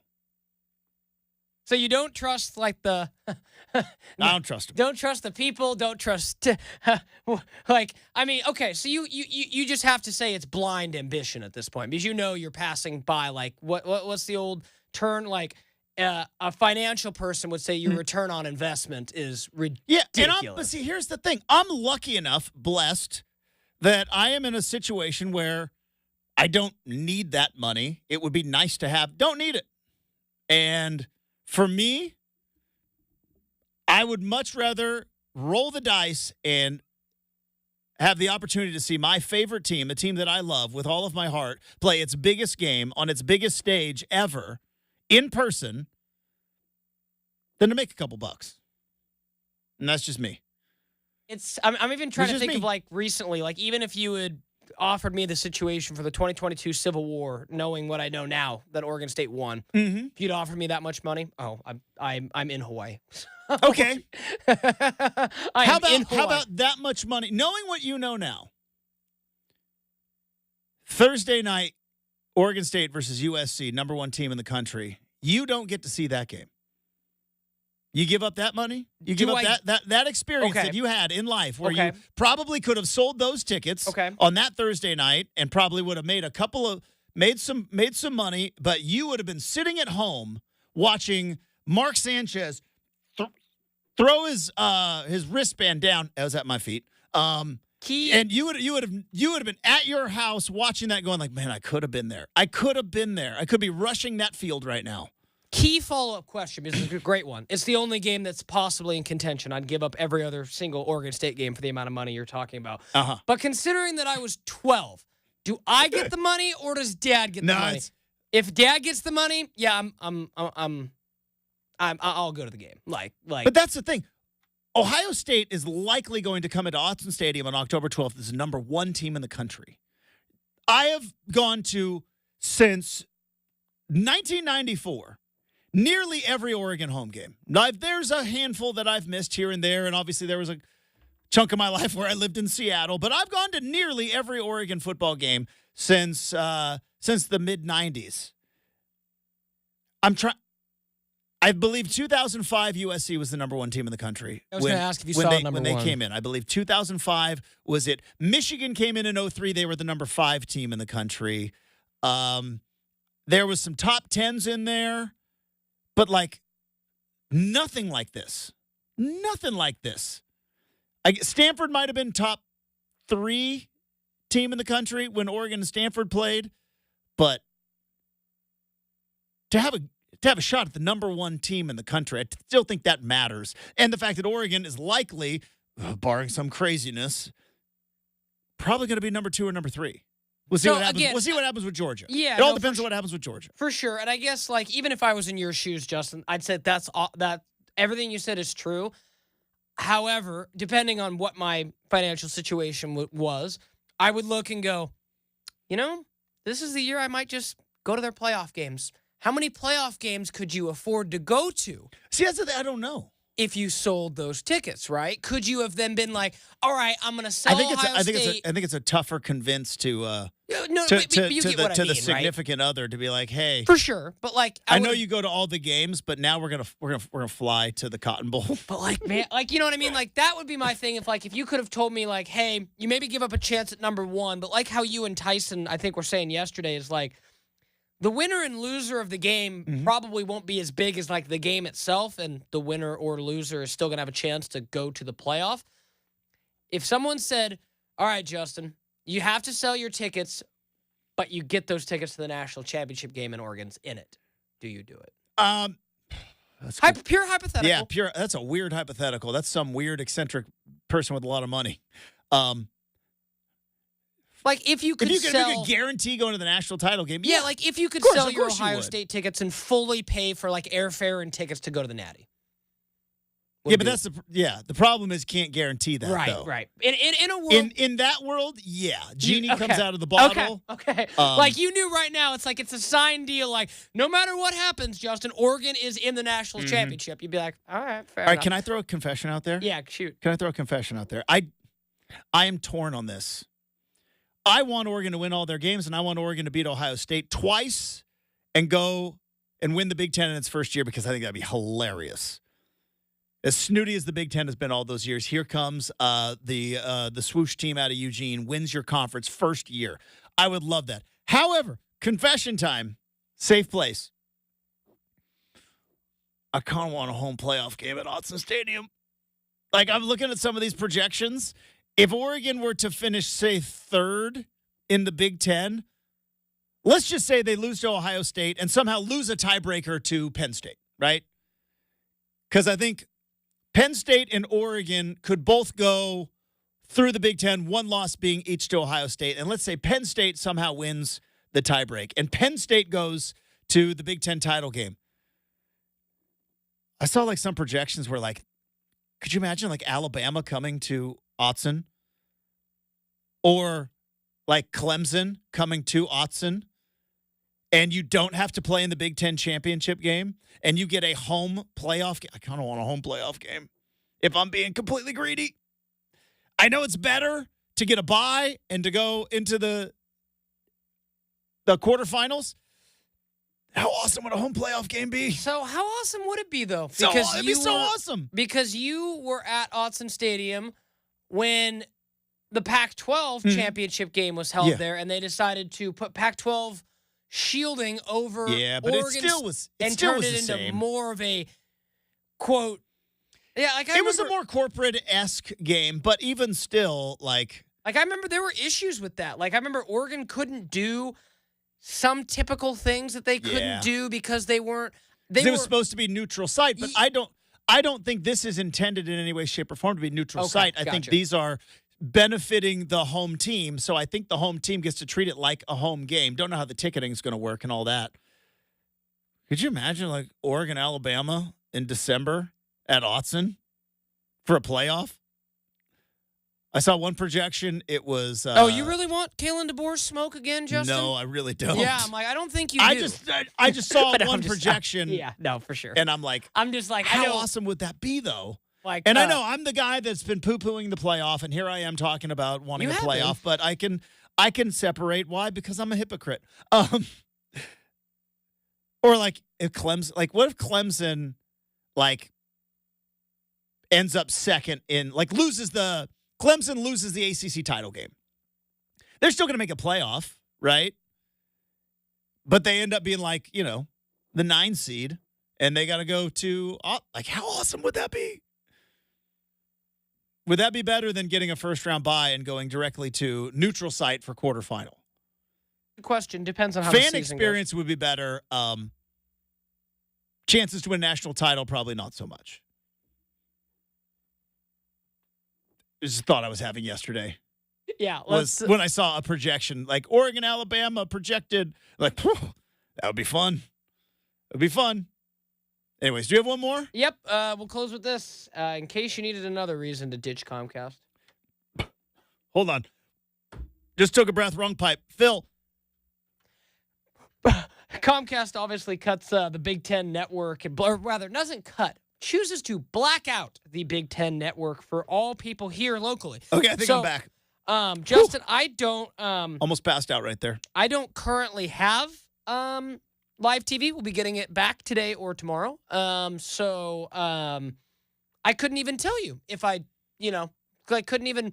I don't know anyone. I don't even know anybody in my circle who has Comcast to try to look at Big Ten and see and I know that we don't really...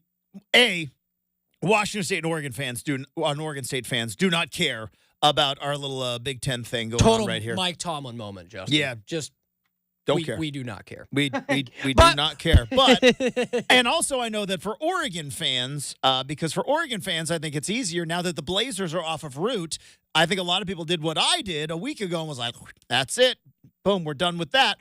But there are a bunch of Mariner fans up in Seattle who probably are kind of stuck.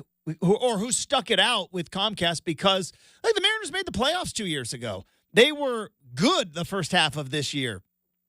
They still have a legitimate shot if they figure some things out to make a wild card in the American League. And there's probably a lot of people there in Seattle who are like, yeah, I'm sticking with Comcast. It's not perfect. As a matter of fact, it's really bad. But I got to watch this potential playoff run for the Mariners. And, what? I don't get to watch the Huskies now?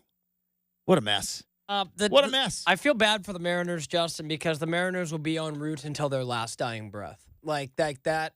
The fact that Mariners and Root, again, I don't know who owns each other, but one of them owns each other kind of a thing. Yeah. That's like, I feel bad for Mariner fans because that's at some point, fixable. Though, into the future, Root is going to, if they haven't figured it out already, with the Kraken and the Blazers both bouncing early, the Root is going to find a way to get onto YouTube TV. Or, you know what I mean? YouTube, Somehow, Hulu, some way. And, yeah, totally. I think because it's just inevitable. If not, then they're going to see money being lit on fire. Like, how fast can you light money on fire in Seattle, Justin? They're going to have to sell their tickets to big games, not me. All right. We have got the RCM mailbag. That's next, 620 Rip City Radio.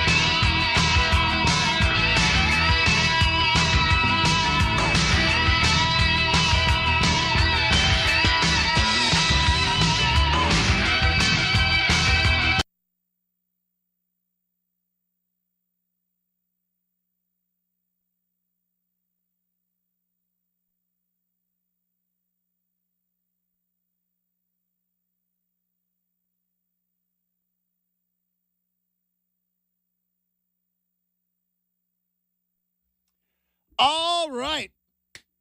Let's wrap up the big show. We do that the same way each and every day with the RCM mailbag. Random questions, any subject, any topic. Nothing is off limits, and I repeat, will not duck the tough questions. Let's fire up the mailbag. Here we go.